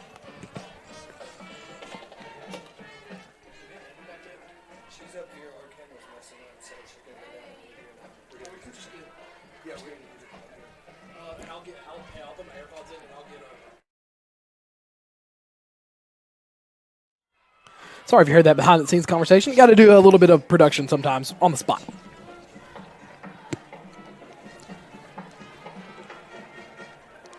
Westmoreland, they want to get one more play in. They drove all this way. They want to. I've already tweeted the final score tweet. I'm about to, please. Oh, man. I thought that was going to be. I didn't know they were going to stop it. Yeah, for sure. But no, they want to get Westmoreland, they want to get the players one more shot. Yep. Imagine this is going to be a pass. And it will be. Hodge will try back to pass. Westview drops 7. Being chased, throws over the middle of the field. Picked off. Bobbled and picked off. And this one's going to be picked off by Spalding. Spalding just go to the ground in the game. Yeah. And Spalding has nothing but green grass in front of him. And Spalding will take this one back to the house. Maybe? And yeah, he will. So your final score will come back. Flag comes flying back. Come on. Flag comes out, and this one's going to come back. There was a block in the back. But that'll end the ball game. It'll wipe touchdown off the board. 55-7 will be your final, and that will wipe touchdown off the board. And the ball game has come to a close. The Chargers move on to the quarterfinals, where they will face the winner of Melrose and Maplewood. We're going to take a big break. When we come back, our town and home country dry cleaners with interview with head coach Matt McConnell on the Sports 731 Network. Cold mornings, hot showers. Wet jeans, warm dryers. West Tennessee Public Utility District has you covered with natural gas water heaters and dryers for sale. No big box chaos, just local, reliable, energy-saving comfort. Call 731-986-8289 to find your perfect match. WTPUD, where comfort meets community. Weekly Ford Nissan has been in business for over 60 years, showcasing the complete line of Ford vehicles like Ford Mustang, Bronco, Explorer, Escape, Expedition, and Ranger, and F-150 trucks. Plus, you'll find the full line of Nissan vehicles, such as the Nissan Versa, Sentra, and Altima sedans, plus Rogue, Pathfinder, Murano, Kicks, and Frontier trucks, and a great selection of pre-owned cars, trucks, and SUVs. Weekly Ford Nissan offers their warranty forever on all new and select pre-owned vehicles. And, of course, their complete parts and service department. Shop online at weeklyauto.com or visit 841 North Lindell Street in Martin.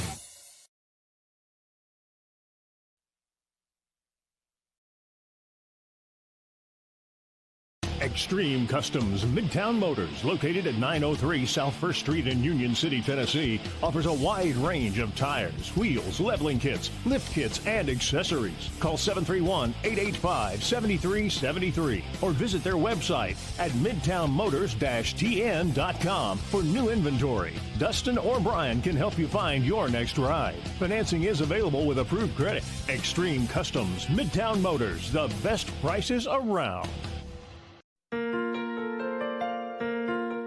As a small local company, L.I. Smith & Associates is proud to support this community. Our team is composed of nearly 50 staff members, including a team of professional engineers, professional land surveyors, and office support staff, all of whom work together to provide multi-state coverage for projects of all sizes. With nearly 50 years of industry experience, you can trust L.I. Smith with your next project. C.R. Wilson Lumber and Supply has just what you need for your next home upgrade or big project. From durable Trex composite decking to sleek Marvin windows to semi-custom cabinets that fit your style and budget. C.R. Wilson Lumber and Supply has Traeger grills for your weekend barbecues, Milwaukee tools for the job site, Valspar paint to refresh any space, plus culverts, lumber, hardware, and so much more. C.R. Wilson Lumber and Supply. Call 731-341-4408 or stop by 8487 Highway 22 in Dresden. Supporting Westview High School athletics, the Color Shop family of companies is here for you. Since 1977, Color Shop has provided the top-of-line flooring and paint to the community. Color Shop Construction specializes in new and remodels in commercial and residential spaces. And when life throws you a curveball, like a leak or natural disaster, Color Shop Restoration is ready with expert staff and the right tools to get you back on track fast. The Color Shop family is proud to serve Martin and the surrounding areas for over 40 years. Go Chargers! Celebrating 45 years in business, E&H Refrigeration is your trained comfort specialist. We are Northwest Tennessee's heating and cooling experts with locations in Martin and Paris. If you're in need of a new Trane HVAC system, we have you covered. Give E&H Refrigeration a call today in Martin at 731-587-9675 or in Paris at 731-407-9121. Let us bring you comfort you deserve with the quality you count on. E&H Refrigeration, your Trane dealer.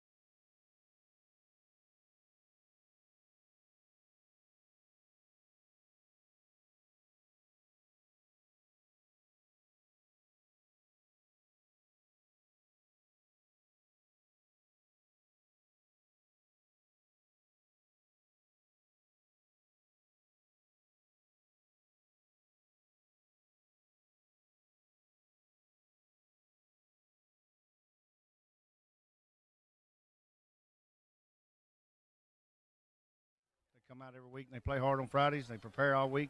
So, I'm proud of them. Happy for those kids, man. They got a goal in mind, and, that's what they're trying to get to.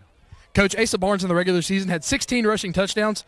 Through 2 playoff games, has 7. Just talk about his work ethic and how he's impacted this team so far. Yeah, man, he had an unbelievable performance tonight. Run the football. Offensive line opened up some big holes, man. Asa made some good runs. It's a team game, and those guys play for each other. Those linemen don't get enough recognition. I thought they blocked really, really well tonight. There were some big holes, so, all goes together. Proud of them. Coach, Melrose leading 16-2, more than likely be your quarterfinal opponent. Just talk about what you've seen from them. I know they're athletic. They're big. It's definitely going to be a challenge for us, but we look forward to it. We'll get started on tomorrow and, get a game plan in and get ready to play again on Friday. Well, Coach, congrats on the win. We'll see you in the quarterfinals, and that will be next week. We're going to take a break here on the Sports 731 Network. Your business is unique, so protecting it should be tailor-made. Unlike those one-size-fits-all nationwide security companies, First Response Security Services offers custom solutions tailored to your organization's needs. We even work around any stipulation you have. First Response actually sends real people to support you. You're not just a number in a database. You get the personal touch and real local support whenever you need it. Serving Northwest Tennessee for 15 years. Call us today. Got a leaky roof, missing shingles, or maybe it's time for a total roof replacement? No matter what your roofing needs, KB with ARS Roofing has you covered. From repairs and cleaning to full roof replacements and preservation, ARS Roofing is your trusted local expert, serving all of West Tennessee and Western Kentucky. Protect your biggest investment, your home, with the quality and care you deserve. Call ARS Roofing today at 731-636-9700 and schedule a free quote. ARS Roofing, making roofs look great again. The Hawks Nest Sports Venue in Martin is a proud supporter of the Westview Chargers. The Hawks Nest is the place to be to catch all your favorite games and sporting events. From Wing Wednesday to weekend karaoke and live entertainment, the Hawks Nest Sports Venue is the best hangout in Martin. For a weekly lineup of events and specials, check them out on Facebook at The Hawks Nest or stop by 105 Church Street in Martin. The Hawks Nest Sports Venue, proud supporter of Charger Athletics. Go Chargers! Come visit Tux in Martin, Tennessee. Check out our showroom filled with different flooring options, cabinets, vanities, lighting fixtures, doors, and more. We'll save you money with prices up to 30% less than what you'd find at the big box stores. Plus, our expert design team is always available to assist with a free design consultation. That's only at Tux in Martin, Tennessee. Quality products at discount prices. Come see us today. Skyhawk Rentals offers a versatile management style covering both residential and commercial properties, as well as offering combined sales and property management services. If you're an owner looking to address your real estate and property management needs, we're it. If you're a tenant in need of an affordable space to live and work, we'll help you find your nest. As the largest property management company in the area, we'll work hard to meet your needs and provide superior customer service. To find out more, call Skyhawk Rentals at 731-587-2937 or stop by 224 South Lindell Street today. The best teams aren't born. They're forged in the heat of practice and knowledge that if you get the little things right, the big things become second nature. Building a great team is hard, demanding work that takes single-minded dedication and sacrifice. And that's how we've built the cardiovascular team at West Tennessee Healthcare, the highest performing team in the state and one of the top 6% in the nation.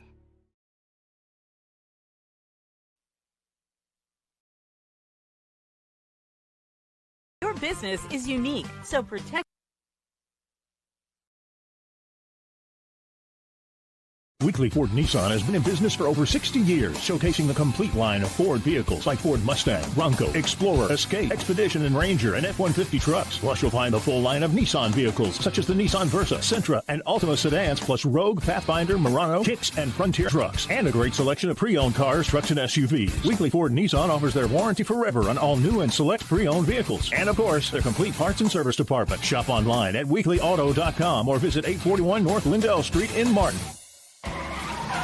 Need reliable auto body repair? Turn to Precision Auto Body, your trusted family-owned shop with locations in Martin, Milan, and Dyersburg. Whether it's a small fender bender or a major collision repair, their expert team has you covered with quality work and fast service. Precision Auto Body takes pride in serving the community and they're proud supporters of Westview Chargers athletics. So when your vehicle needs attention, trust the name that puts precision in every repair. Precision Auto Body. West Tennessee Metals in Dyersburg is the go-to spot for top-notch metal roofing products and services. Located at 1314 East Court Street with a massive showroom. We build kits for pole barns, patio packages, and lean-tos. We offer painted 40-year metal and galvalume. Delivered free with orders over $1,000 within 60 miles of Dyersburg. All of our orders are carefully cut and packaged to ensure a premium finish for your project. Give David a call today at 731-676-9965 or call Nathan at 423-394-7073. Weather the storm with West Tennessee Metals. Hey ladies, are you ready to shine?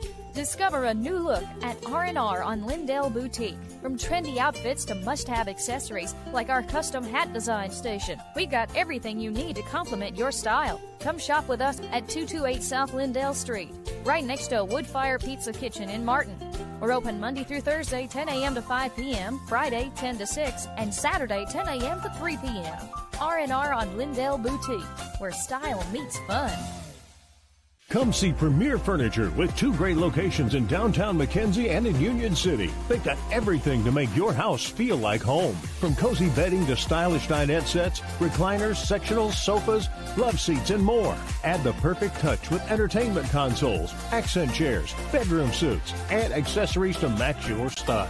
Whether you're furnishing a new space or updating your favorite room, it's well worth the drive to Premier Furniture in McKenzie and Union City. Cold mornings, hot showers. Wet jeans, warm dryers. West Tennessee Public Utility District has you covered with natural gas water heaters and dryers for sale. No big box chaos, just local, reliable, energy-saving comfort. Call 731-986-8289 to find your perfect match. WTPUD, where comfort meets community. Hey, welcome back into the Winstead Real Estate and Land Company broadcast booth. It's the Charger post-game show brought to you by Wendell Alexander Realty, Martin Medical Center, and Road Runner Driving School. The Chargers win 55-7 in dominating fashion. And the score of interest that everyone wants to know right now, Melrose up on Maplewood 16-2 in the quarterfinals in the fourth quarter right now. I believe that one either has gone final or is very close to going to final. So we're going to have Westview Melrose in the quarterfinals in a matchup that has been anticipated for about 15 weeks now. Yeah, no, there's at least on social media, they've been talking about it all year long. And I didn't notice it until about week 2 or 3. You said it's been going on far longer than that. So this is the matchup everybody's wanted, so you need to make sure you're here next Friday night. And so, yeah, but here next Friday night, quarterfinal matchup. The winner will get of that one. We'll get. I haven't heard of Dyersburg in a minute, but I believe last I saw, Dyersburg was up, leading in that one. So we could get a Covington-Dyersburg rematch in the quarters, and then we could have a 3 out of 4 team all region 7. 3 out of the 4 Region 7 teams that made the playoffs in the semifinals. 3-7, the top 3. We said it all year long. Tough. They're all 3 tough teams. Obviously, Westview leading the pack right now, but both Covington and Dyersburg's played tough all year long. So, yeah, that will be more than likely the matchups we see. Going to get you some final scores here before we sign off. If I can pull this back up. Henry County's up 31-24. There we go. We'll get that. Dyersburg beats Fairview 52-26. Munford falls to Beach 33-30. And Nashville Christian ends Jackson Christian season 42-14 after a game that was tied at 14 apiece at the half. Covington dominates Sycamore 56-14. So we do get a Covington-Dyersburg rematch in a game that was, I believe, it ended 31-14, but was a lot closer than that final score said in the regular season. Yeah, no, I remember seeing it around the halftime, and it was tied, I believe. Yeah, it was tied 14-14. Yeah. So, this Dyersburg team is a very physical team. Bobby Ellis, I've been around him a lot. His first coaching job out of UTM was with Henry County and Coach Counts, and now he's the DC with Dyersburg. They're a tough physical team. They're a gritty team, and I think it's going to be a great matchup. Yep. And USJ beats Donaldson Christian 28-7. In that one, Westview beats Westmoreland 55-7. South Fulton falls to Richland 42-8 as their season comes to an end. South Gibson beats Spring Hill 42-7. McKenzie beats Greenfield 56-6. TCA beats Middle Tennessee Christian 49-0. Those Can are we all. pause there real fast? TCA at the beginning of the year, I didn't think that they were going to win 4 games. They played a tight game against Dresden. They ended up finishing second in that region behind USJ, and Jackson Christian finished third in that region as well. And so, yeah, those are all the finals that we have right now as 31-24 Henry County. 30-something Yeah, seconds, there's 43 seconds Yeah. left in that one. That was about a minute ago. Let's see here.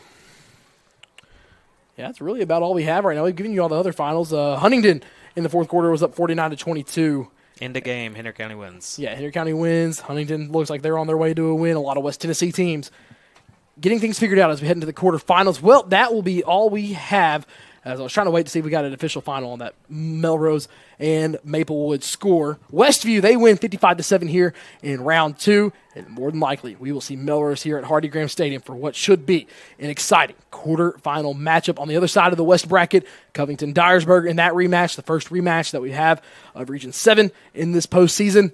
And, man, what a fun bracket this has shaped up to be. The travel, in round 2 has been a little bit weird for some teams, but, man, you couldn't have asked for some better matchups here in the quarterfinals in round 2 especially. Oh, God. This has been really exciting. There were a bunch of good games, obviously, tonight, but next week is going to be lights out. I can't wait to see this Westview-Melrose matchup if Melrose does pull it out at the end, and then the Dyersburg-Covington as well. Man, that's going to be a fun game. And congratulations to Henry County. A lot of folks, they had issues with figuring out who the next head coach was going to be. We're not going to go into that, but congratulations to Coach Wolf. Great job. Congratulations, Henry County. Well, that being said, we are going to sign off. We will see you all next week in the quarterfinals. For myself, Jared Davidson, my color commentator, Josh Greer, our producer, Mason, and our 2 camera people, Chris and Amber. We will see you all next week. The Chargers win 55-7, dominating on offense as Asa Barnes has 7 touchdowns through the first 2 rounds here in the postseason. Signing off from the Sports 731 Network.